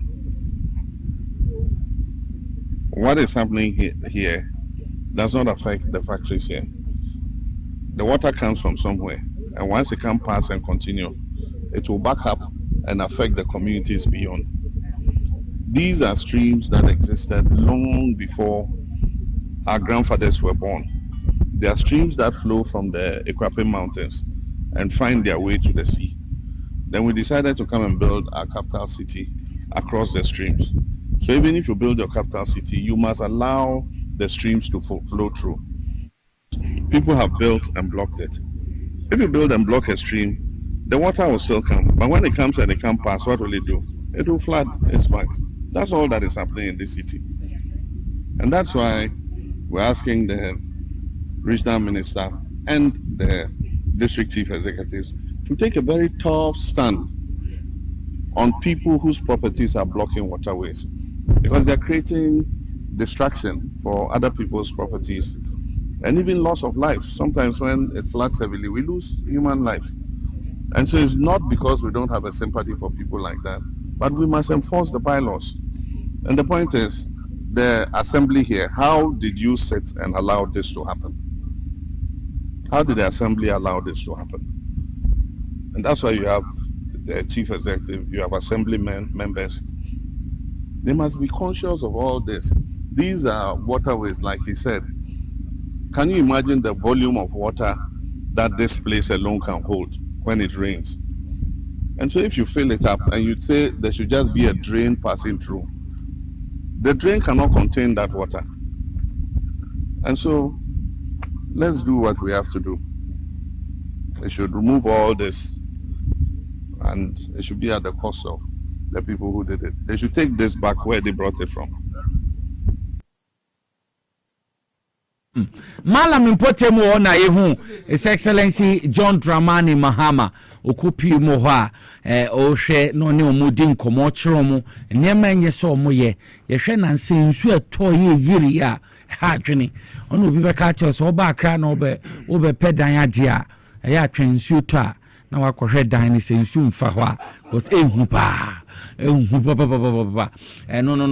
mbo bi a waye so obeboa no obehwe de abo na alaji soro kan do na na do time hu no baby sensu atomozian wo hwe nsu no da okoji odon na ho se etim akopensi ni bedane ye de ya acha atena so utua kakra na watem no na modon no $43 million say abrada pam fanko timu a onu di ko timu mpase no nti maboni tuem ye research Ghana His Excellency John Dramani Mahama waka no obeye dodo nti makoso no malam okujina ya oni mpanifo no edi enkomo no nti de etino no okay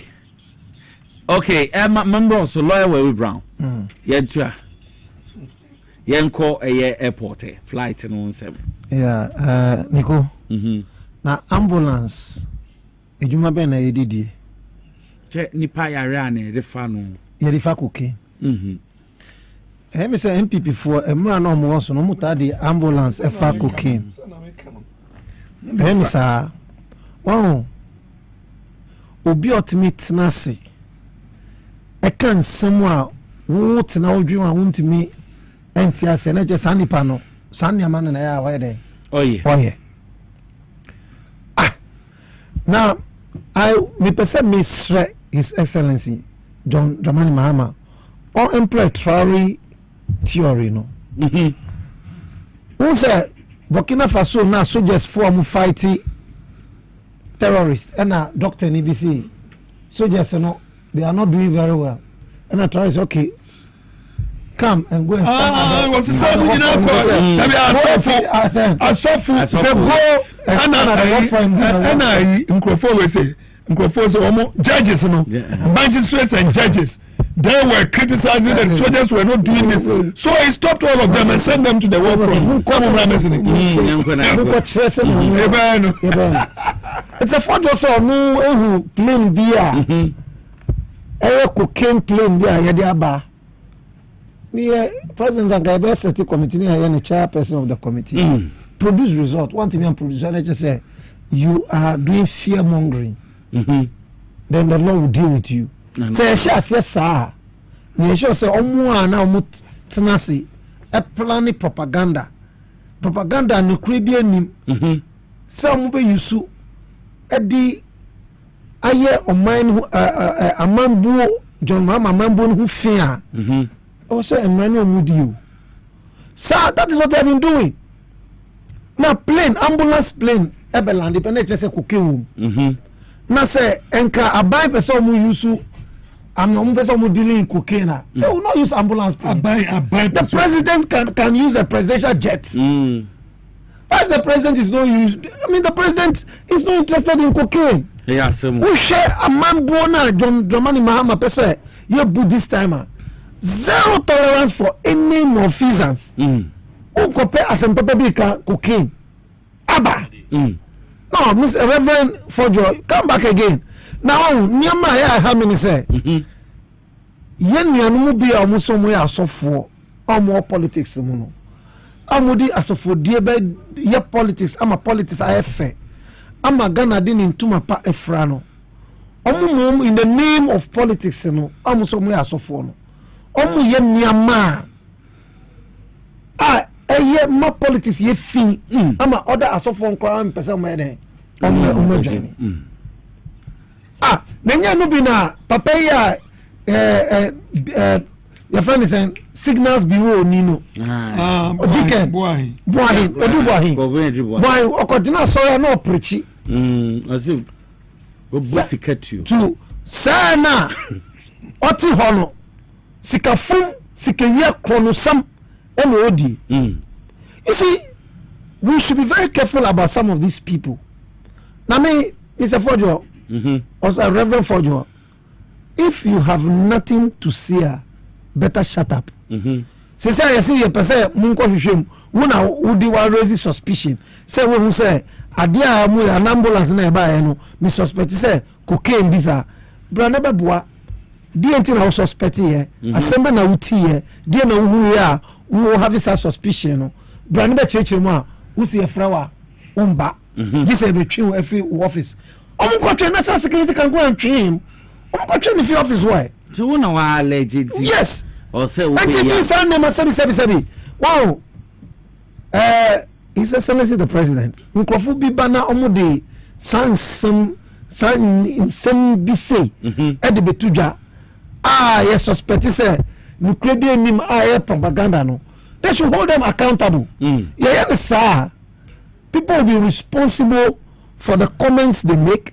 They'll be responsible for the allegations they profess anyway.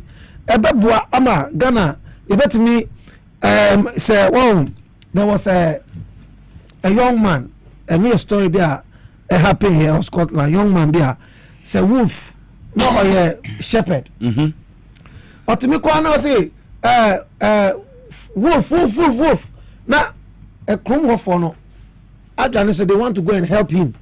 Omukwa he will start laughing. Oh, it's a scam. Or the second time, third time, fourth time, you know, wolf from eBay, and they started eating the sheep, the animals.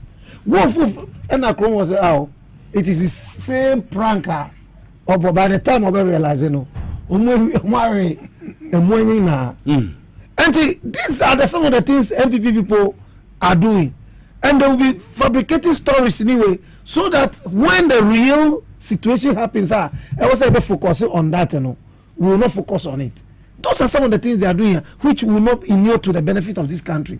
And you know, say for draw see or no or suspect and now allergy, he should go and show ambulance. You know, nienti or say ambulance. You know. Cocaine ewum asem ote nkrofo na omuka kire no he must come out to tell us why and you say we suspect that the ambulance has cocaine. Let's be clear, let's educate the people. Air ambulance and not plane ambulance no ye difa obi a oyare a ye de ne beto kwan akọ amanone a ana ba enti Ebia Obi Eyare heading by University of Ghana Medical Hospital because it is one of the best in West Africa this year.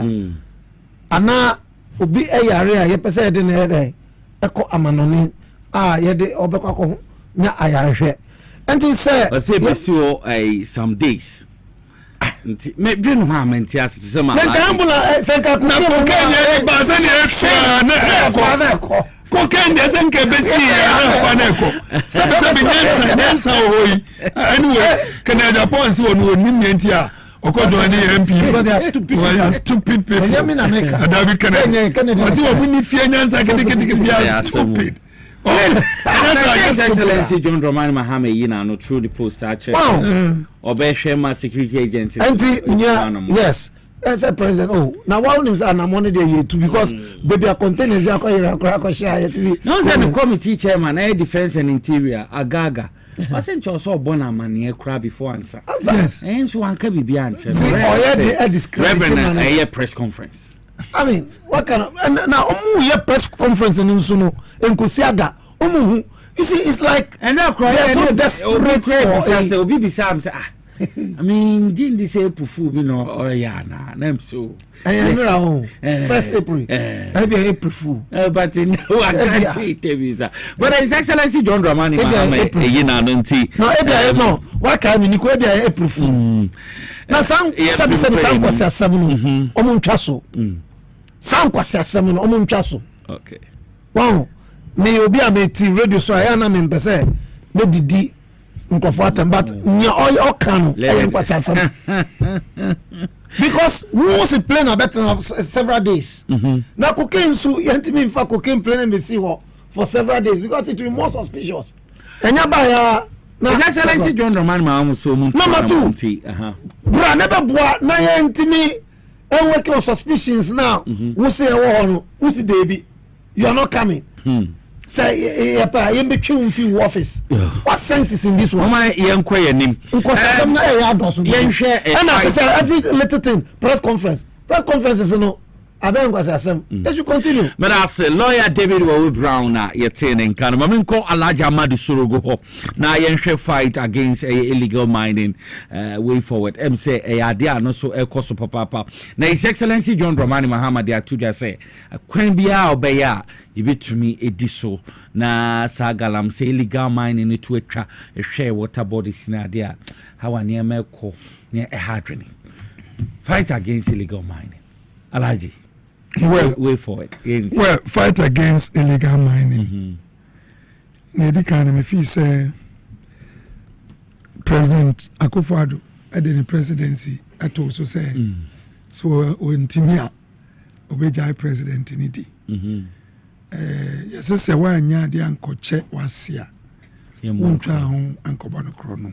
So untimi mbeta na at least baby onya no mano inti no beka say nye ni musuo no the way sitie na ba bibibre wo a galamse nyanko na ye ni bibi a friend community mining because community mining ni the nature so no ama ho kwan na ye ni bibi a ye friend say forest na ye won law so a emra no esi kwan se wuntimi nko no na samra ni adwuma Akufo-Addo ba no se da bi da kai ohwehwe mo forest wono gold wo pa into also want to make a chance hono benya sika because party peska the party here ska nti when you lost no a ye nyina me so go mika hu ye di boy kwaya no hu ban no oyi free was yen konkoye nti no first and foremost nsio no a na nkasa bi yen kasa ye kroji but na ye kakra baby no ebe se kra ankobra mu ina ankobra pra densu oda na me ho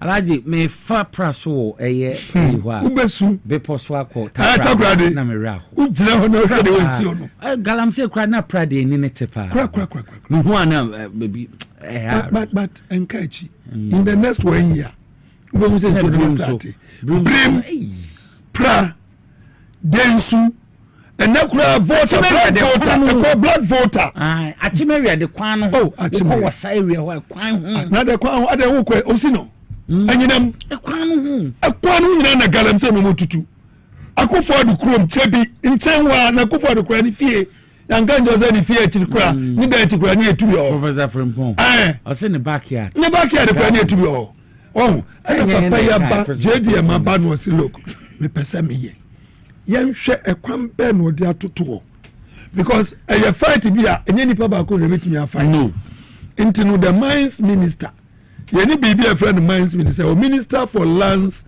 and natural resources yenim say gold esha asase hwekwaye no forest reserves na wo kwosem edc wona esi omukwosem no mutu omusa no bi no ebi no Enteno yeni Erastus asarodon kono non kro nya na nkombeku no those days na ehupa enteno pamno twa no yenhwe president by there no de ato we wuntumi eyina wuntumi sama boy area ho de masa akonta mining akonta okose forest reserve we have say ko kan so hye wono Akufo-Addo buy no oni asofo obi hye wo Kofodua no ko ka che o so wuntumi eni onya adwuma no pepepepe no oni forest mining amma minerals commission because yen eni ye hwe ne ase papa no ho Akufo-Addo so oni ho kura mun katemani na re munim say go to no to amen so nya bia na enti pamno twa no amra NDC buy no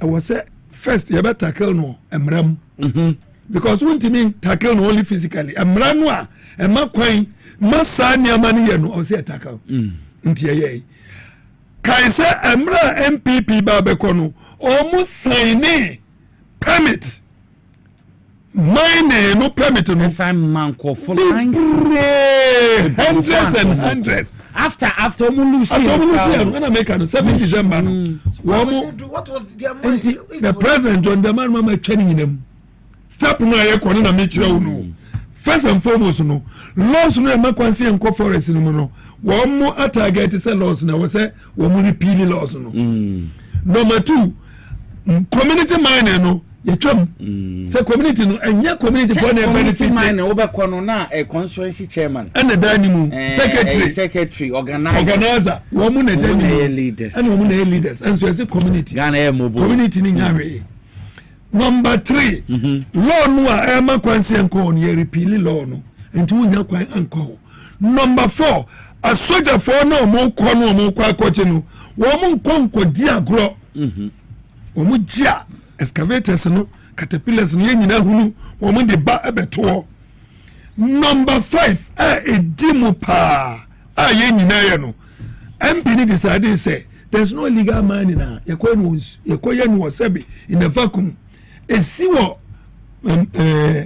different places na place ni bia no MP ho and first and foremost no me MPs no so mo boa me enti okoye obie a community deba and for me that me or inviting me Kobe as a former chairman for Mines and Energy I will name some rackets here no men such as here to prevent this illegal mining no I mean a call Kempiski I'm a man for kind or more mining area MPs I said the beya sebi MP bearding any battle now I involve the youth the community send a beya bet me a bought your assassin ho and also so yeah and all that no hwe nipa dodo a ya che wo mu metina ma men sorry emma Kofibu honorable me ni abre wonte ne office yes wonte ne office ono nam and wo hwe se ne ma ne be koyie ana sabi yankofa party soldiers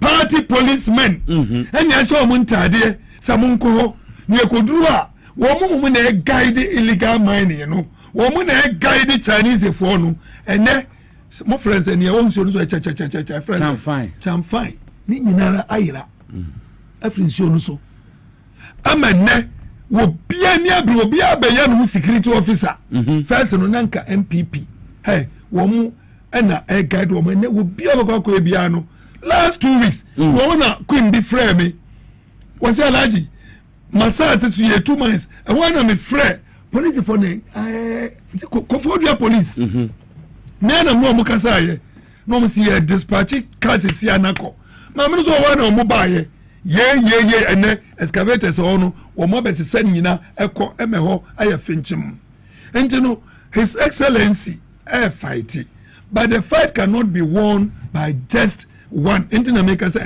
multidimensional laws no ye repeal no na yanzo so ye make sure say your monitoring no was a hono ye twetwem everybody must contribute because ene ensure abeye gold ene ye koko ye could do 1 million tons last year season you know we were struggling to get 400,000 tons from 1 million NDC jai 1 million less 34,000 metric tons 969,000 metric tons and the MPP they are struggling last year to make only 400,000 ni nyina dey ya di asase na koko and then ya the laws over say nobody has the right to go and acquire a cocoa plantation so to gold was here usunkrubin kasa me don't cry tramo untimi and no ni nyina ya laws wa ya di galamse no abe pacho ahemfo akukudamfo otumfo no nyina bam and then for the first time at say kuntunkunun so say ono so na sase no ompene ama yenye galamse wo let's all come together and help the president because ono there political way no ho MPP no many political way because woman kasa na na to go do no woman kasa na na galamse no but NDC so till last week President John Dramani Mahama Sabe man warning anybody within his administration to even say we're going to mining whether legal or illegal also everybody must leave. Chana umu de kwa do to Western North minister no so but ono so be ina no say no kura bi ani and that is it say no mo pekwan na dan mesa no we free mesa no takura de no papa ya MC ya was it soldier for by mu omu ewo Western region yes and people for all of them okay when to me there no radio station, the TV station, echo gold. Or say this is pure gold. I'm only besides the word the call so do back ba journalism no nkobio. Because journalism no skabi anim. This is a chairman. Chelsea. Yes, Okoto Chelsea 3 billion. This is a chairman. Or dear party like MPP anymore. Almost stronghold over Ashanti region. I'm not surprised. Say in the Ashanti region. And then in 2028, Yababe any chimpe. Ashanti region. The way His Excellency Tutunyama Nekono. Masa Opia Baba Bepon in Samamano. But please let us not leave the fight. Say these are the people who fighting Galamsey. Everybody they will lead, but yenara yamra enta omochi ya Ghana be ya yenina yedi budget. Okay. You better Alaja Amadu Sorugo asma member also but lawyer Worry Brown. Nico Galamsey and a gold mining no Galamsey remwa it becomes an addiction. Akwa se na obi num cocaine upeso ojaya ending enti se uko hu sani pan na upeso ojaya cocaine numa you do rehabilitation na to do rehabilitation nya nipa ba ko na betimi adan asore se me rehabilitate sani pano different kinds of people also mobile on board to help ni I believe say enu na anamona His Excellency John Dramani Mahama because Nkofona mu wo Galamsey no mu omu say asase no omu they are the big men from Pomboatin won to me no me sure say omu na omu wo ground na omu dige no eye dwuma ma mpemfo no omu nyaa nkom mejai but mpemfo no omu di ano omu nye sika no they will encourage them call we are there for you, nobody can do you anything. Enti anamona yetu loss na eba no se loss ne ba ebeboa but I believe say the minister ebon hu modern papa se say no shamfon your friend is saying the shamfon no you see a kakra from the water bodies excavators no se say there you see yen seize enko emanen too when they seize it now they will take it and bring it for better use because the Galamsey na emboyen say rivers no enti say we use it for what? Something better. Now one share Galamsey business you own ahimfubi eshishase o I'm telling you yana nanu ma ahimfo no ebi so tiam say omo de omo ni ebi no na ebi nso shase okay edin bi na mintimi mbobo what I say if omuni ye omusuban ni niema omu ye no why is it say obi ti say kutu your friend is say osajefo amoti oforipeni amoti oforipeni kutu aha oforipeni amoti oforipeni ananya adena tam na akufodo ewoso no Chebi, thank you. Chebi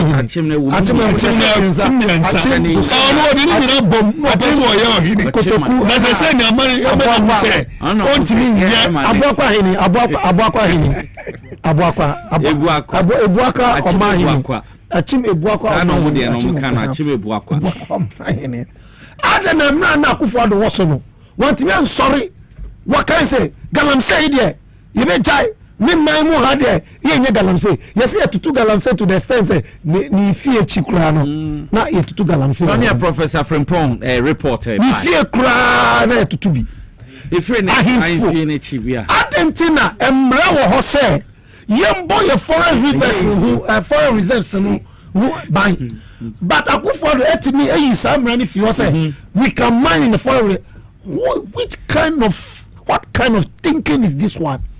Sure, there are some forest game reserves. There are places ubetimi akwa hunting, but hunting ukra you can't kill more than one animal. Na animal so ukruwa ni yema de so untimi fanko.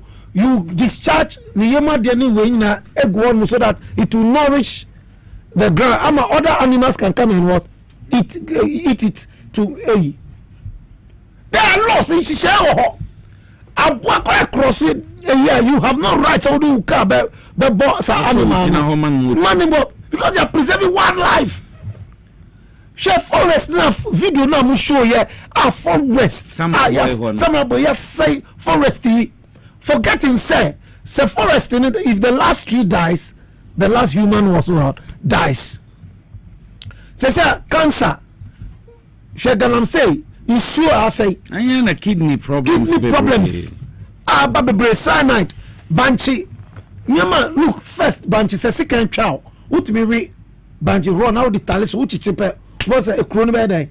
Na it's a moja neba. Moja neba anyway. Say those things are not happening again. Diana ye di krano say plantain na ubedia ebema ahondini we no krano. It is rather giving us sicknesses. Who dia ba why? Because of what Galam say. Now you was some painful way because and they know that very soon they'll visit their ancestors. They don't care. What they want is they want money to live large so that they can bath in the air. Bath in the air. They need money to do whatever they want to do. Wow, yeah. I dreamer. I can't understand. Look, Professor Frimpong Boating, I report. Eda bro on my penny say. On my penny. Me who say Galam say Nkrofo asimesi ekahubi. San Nkrofo no moye. They rather tend to what? Attack the man. That should tell you that former President Akufo-Addo was involved in Galamsey. What I say? Circumstantial behaviors anyway. HSA, he's involved. Lawyer. Now allow me boy. Now I mean he's involved. Circumstantial situation. He's involved. No be say or the presidency betuja. Now say Galamsey say na ti ansa na we president no. Adena Pascal Bruswa. Did he put his presidency in jar or the tuja? That should tell you that the man was involved. And Mrana protecting your forest. What about the year Mrana fi honomu? Say, want to me when don't call and come money or honomu. Omo kosa contaminate want to me aye Galam say. And Mrana and China. They can claim him. Say, want to me is not doing that. Let's just say you yourself, the president, you are involved. Oh, but I contact you, Mammy Joe. Baby, much you can't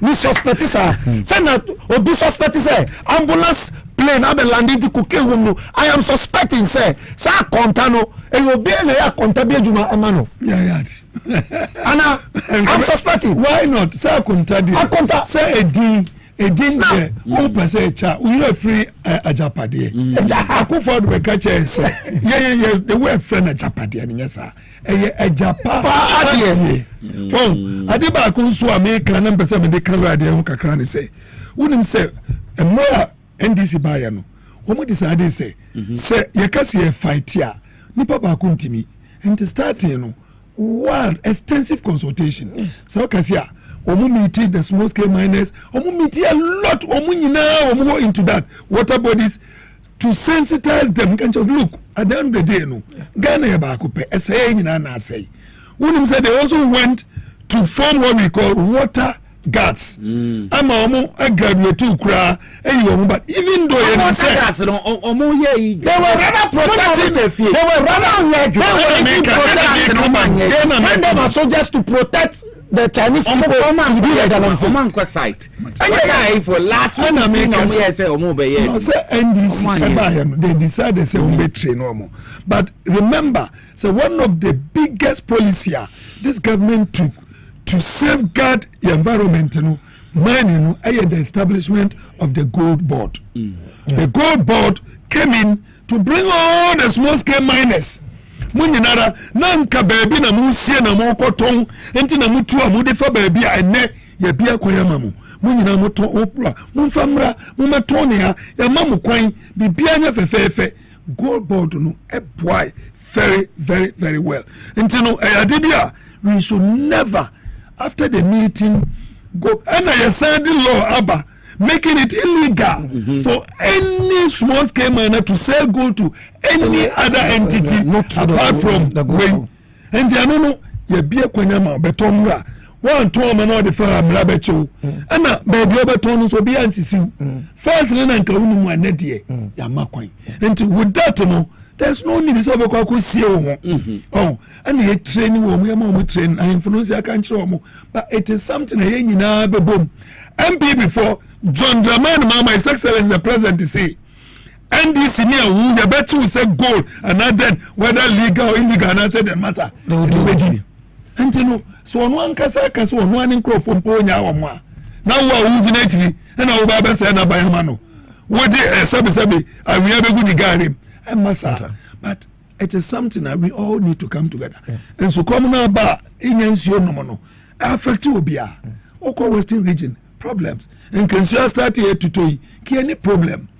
Reservoir ni nyina be yema but say kokore reservoir ni nyina yema aye gom Ghana Water Company we ka wo mo bo guru MPP for bo guru ne eniema here say ye beto no matonu I be use for the next 100 years can you imagine so when you now how can you think say mo to niema paper and when you here Carlos me vice na me no parliament one day managing director say obre mutawakil what's alaji confront do my Ghana Water issue na ma mo wa shaman tema eba sprinters mo ni ade machines le go na obsolete o mo change ana ni omo mototo no entimi ansa endani isuo no amana ekroje Ghana Water be pa ntino minia adibakwa me dream say President Mahama Oyen say in marketing no you frame be internal marketing na internal marketing yes say bia wo adwumi bi mu first no now we plan be as a leader nkrofo na woni omu yedwuma no so uton sa plan no ema omu jintum so mutimi jutum na omu huni say omu they buy into rita ometimi aton to the external world and that is the approach I hear say person fighting galamsey I was saying people the stakeholders in galamsey you know na any omu nkasa no mu ekwan galamsey e fa so say on my say if you are able to talk to them tiasia obi be nyami ye enye kwambe so na mefa ye be jaya be boa na nya ya tiase na we fight it together but MPP fight here giving ill advice against near ompenyi adwin pa owa ye dey fighting am say and they are advising for evil so that they would be near anomo to no counter anomo to but we are lawyer ni the courts are not helping court ni your wa wo mu ye how do I call them court say court to pa get you obi now we see mama we say for the machines come on what kind of work is this judges need be judges need be more judges need be more yeah we are tempted to think it's a syndicate of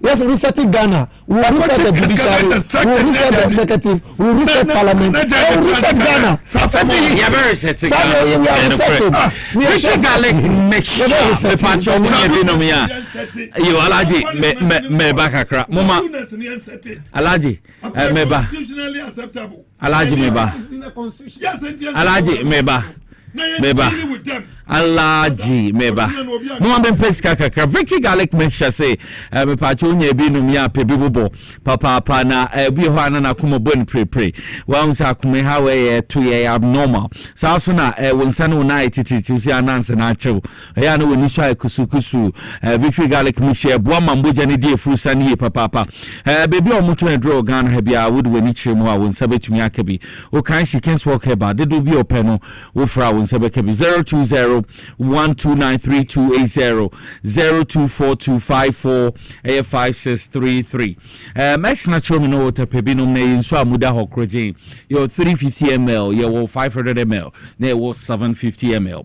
Insu edemu kroje papa ba kope your X natural mineral water. X natural mineral water me pacho penny to minum makola to minum obi abetumi anum nsu bi obetumi asave parties, family celebration occasion bi ase umpe we no opedien X natural mineral water na me come for edi amount. We ni chemu XYZ broadcast ya himfie ha. You will Sabebre Street will be so be obi abetro depo kese na ha. Obo so panke Robert dudu bi opebi or be ma wo komel komo so if you ha won se betumi akabi 05962735 46 0596273547 X natural mineral water simply natural.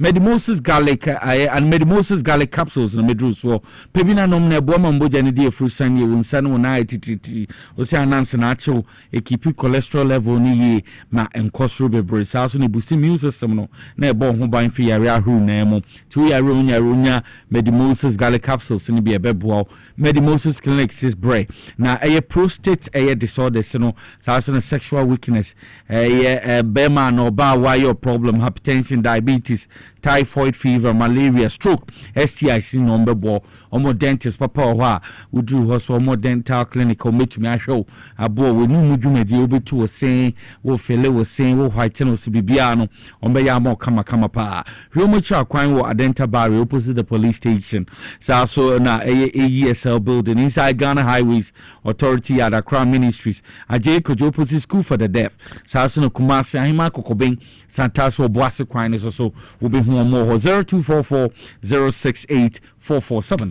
na woni omundi nkomo me pa cho bebre holidays ya ye koye sala holidays bia ba kwa dodo na koye na ndra me ko ho me hu se nkofo be di sala no ho pa Safari Valley Eco Resort na me pa cho weekend ye betumi de ni akire mo ho enche so Easter so ba ye betumi de ni akire mo ho woni ebusuafo ni na enkoji mani enkobo mframapa enkohwe mani so ade wo Safari Valley Eco Resort 4-star forest lodge resort udru ha weni beji ye papa ye kan wildlife obi hu emwa horo ho enya abo odru ha na oba beka wo no zebra antelope ne mwa horo ni na so ebi ho a ente zoo ana television suna ye hu mo kwa obetumi hu mbwe etumi ni omo yimfoyin kama me pa cho be bromo restaurant wo ho a local and continental obenya aduane bia di omo accommodation rooms wo ho a ice hotel obetumi ada ho kama maybe bia etumi akonka obenya private swimming pool ene niema hu bebre nankasa na ekoso Safari Valley Eco Resort and so wutie mi obehu omo Okre district udru ha weni beje papa mountains here for reservation 0596 914394 na weni penfo ending komo Power Specialist Herbal Hospital, Dr. Akusia Edu Aya, as a main control say, real friend hepatitis A, B, C, D, and E, would do a to asiamo, fatty liver, and asiatica, prostate, and I say, when sana when I need to pay you come stomach ulcer, compo, and fibro, Ninano, idea, Umutuhana, Mopa Papa, Kumase, Omofeas, Lake Bosomchi Road, opposite Jesbro Filling Station, where a crab branch will be home, Kwabenya Pukwase, ACP Road, Takrade branch no ye Anaji Estate, adjacent Anaji MA Primary School, Omoho 0244544422 and 0200383831. Now within penifonding komoma bibia into me enko enkai. Mama sign bra studio na menko Alaji Amadu Sorogo ho na yenhwe containers Electricity Company of Ghana Kraba omanyimu containers over 2,500 and the crowd me so almost say 3,000 or more people for be no say 3,000 but according to AM sector minister no just say 2,500 na a war port wa make us say 1,328 ya 40 wo sha hills apem ho ene me kan alaji yentiwe ba afen yo marking a board chair so na napu running mate I didn't simple energy minister Dubik Mahama me fi say MD Indio masa say container ba ko bi ni ase ayira ne wo mu ni say transition team no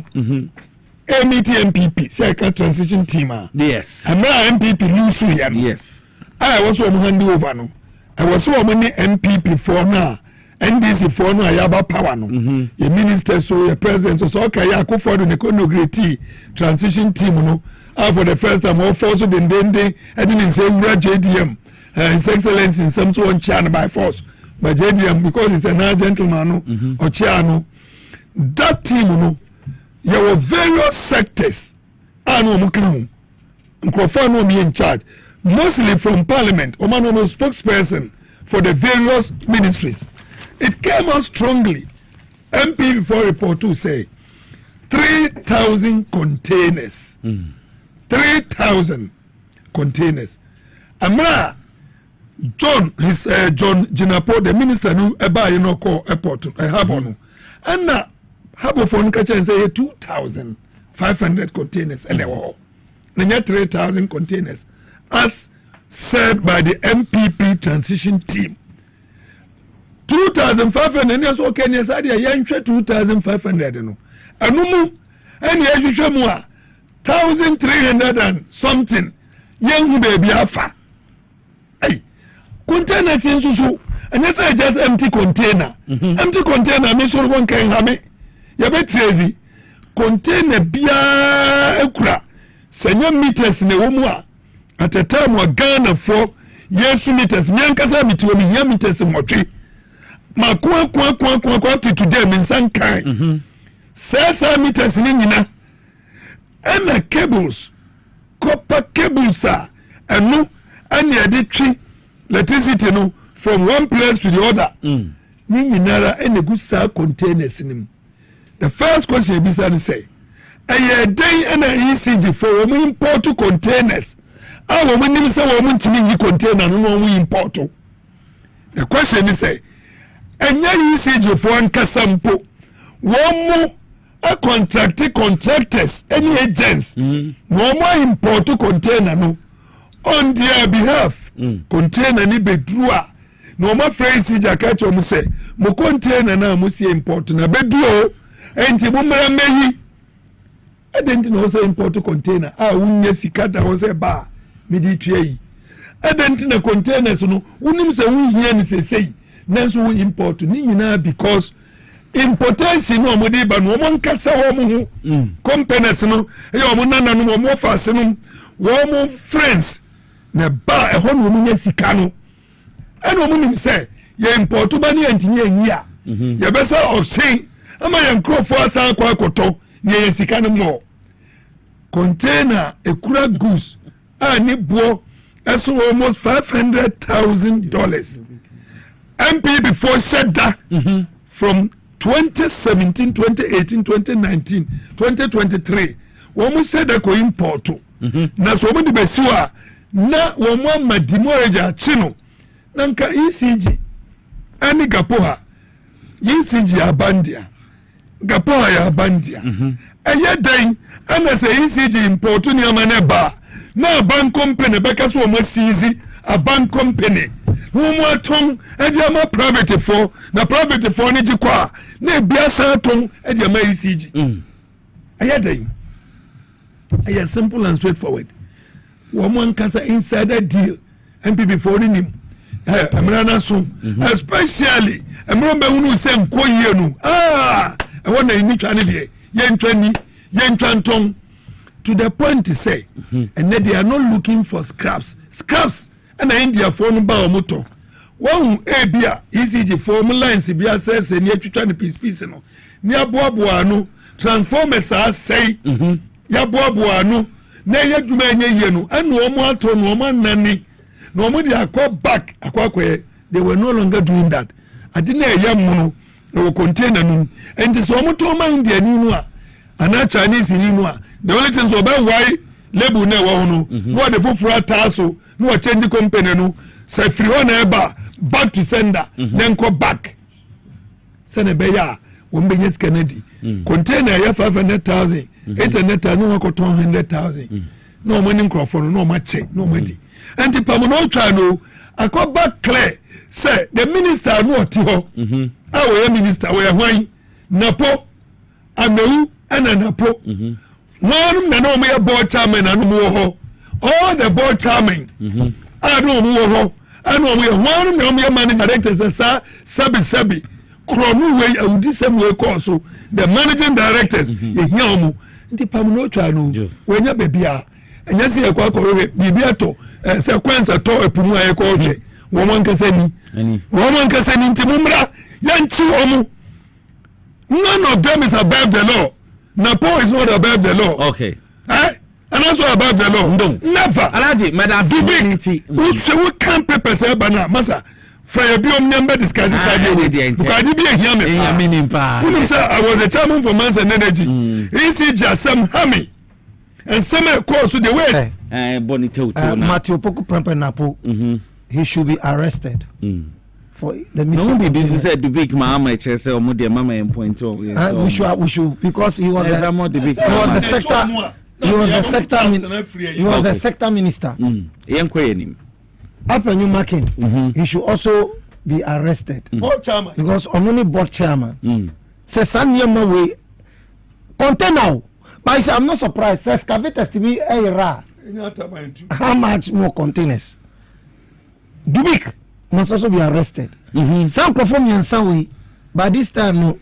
And I say, NIB invite your mona. Omusha say singing, they must start singing. Choir 1,328 containers. And empty containers. Empty containers in Panga Metias. But containers are meters brand new. Cables brand new. Why use finished product are meant for use? ECG Abama ECG Bejinano. What me ton Sanya May at the man crofua or Mamu de scrap. Near some in the room. It is our kotoka brand new car. Brand new car now Kotoyano. Now what for sa brand new car no? So the scrap. Ade say way and ye basem.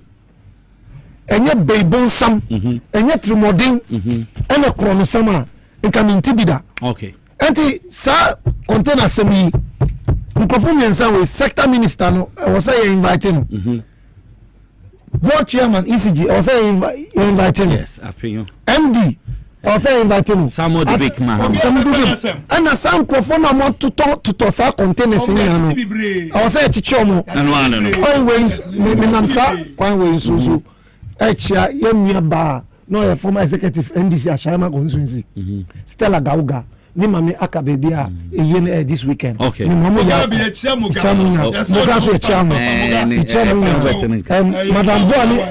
Madam Boani NDC executive for more Ashama ina michomu ina na adiba kwa na ye time na so. Okay. Time na so. Mamenda alaja abadi sorogasi. Menda lawyer David we Brown ase ekuku dame na ebo echido me day Wednesday's edition of Inside Politics Jumedi bro mamenda Mr. Kelvin Asante ase MCR for na cameras menda munas me am di Jumedi ho chiame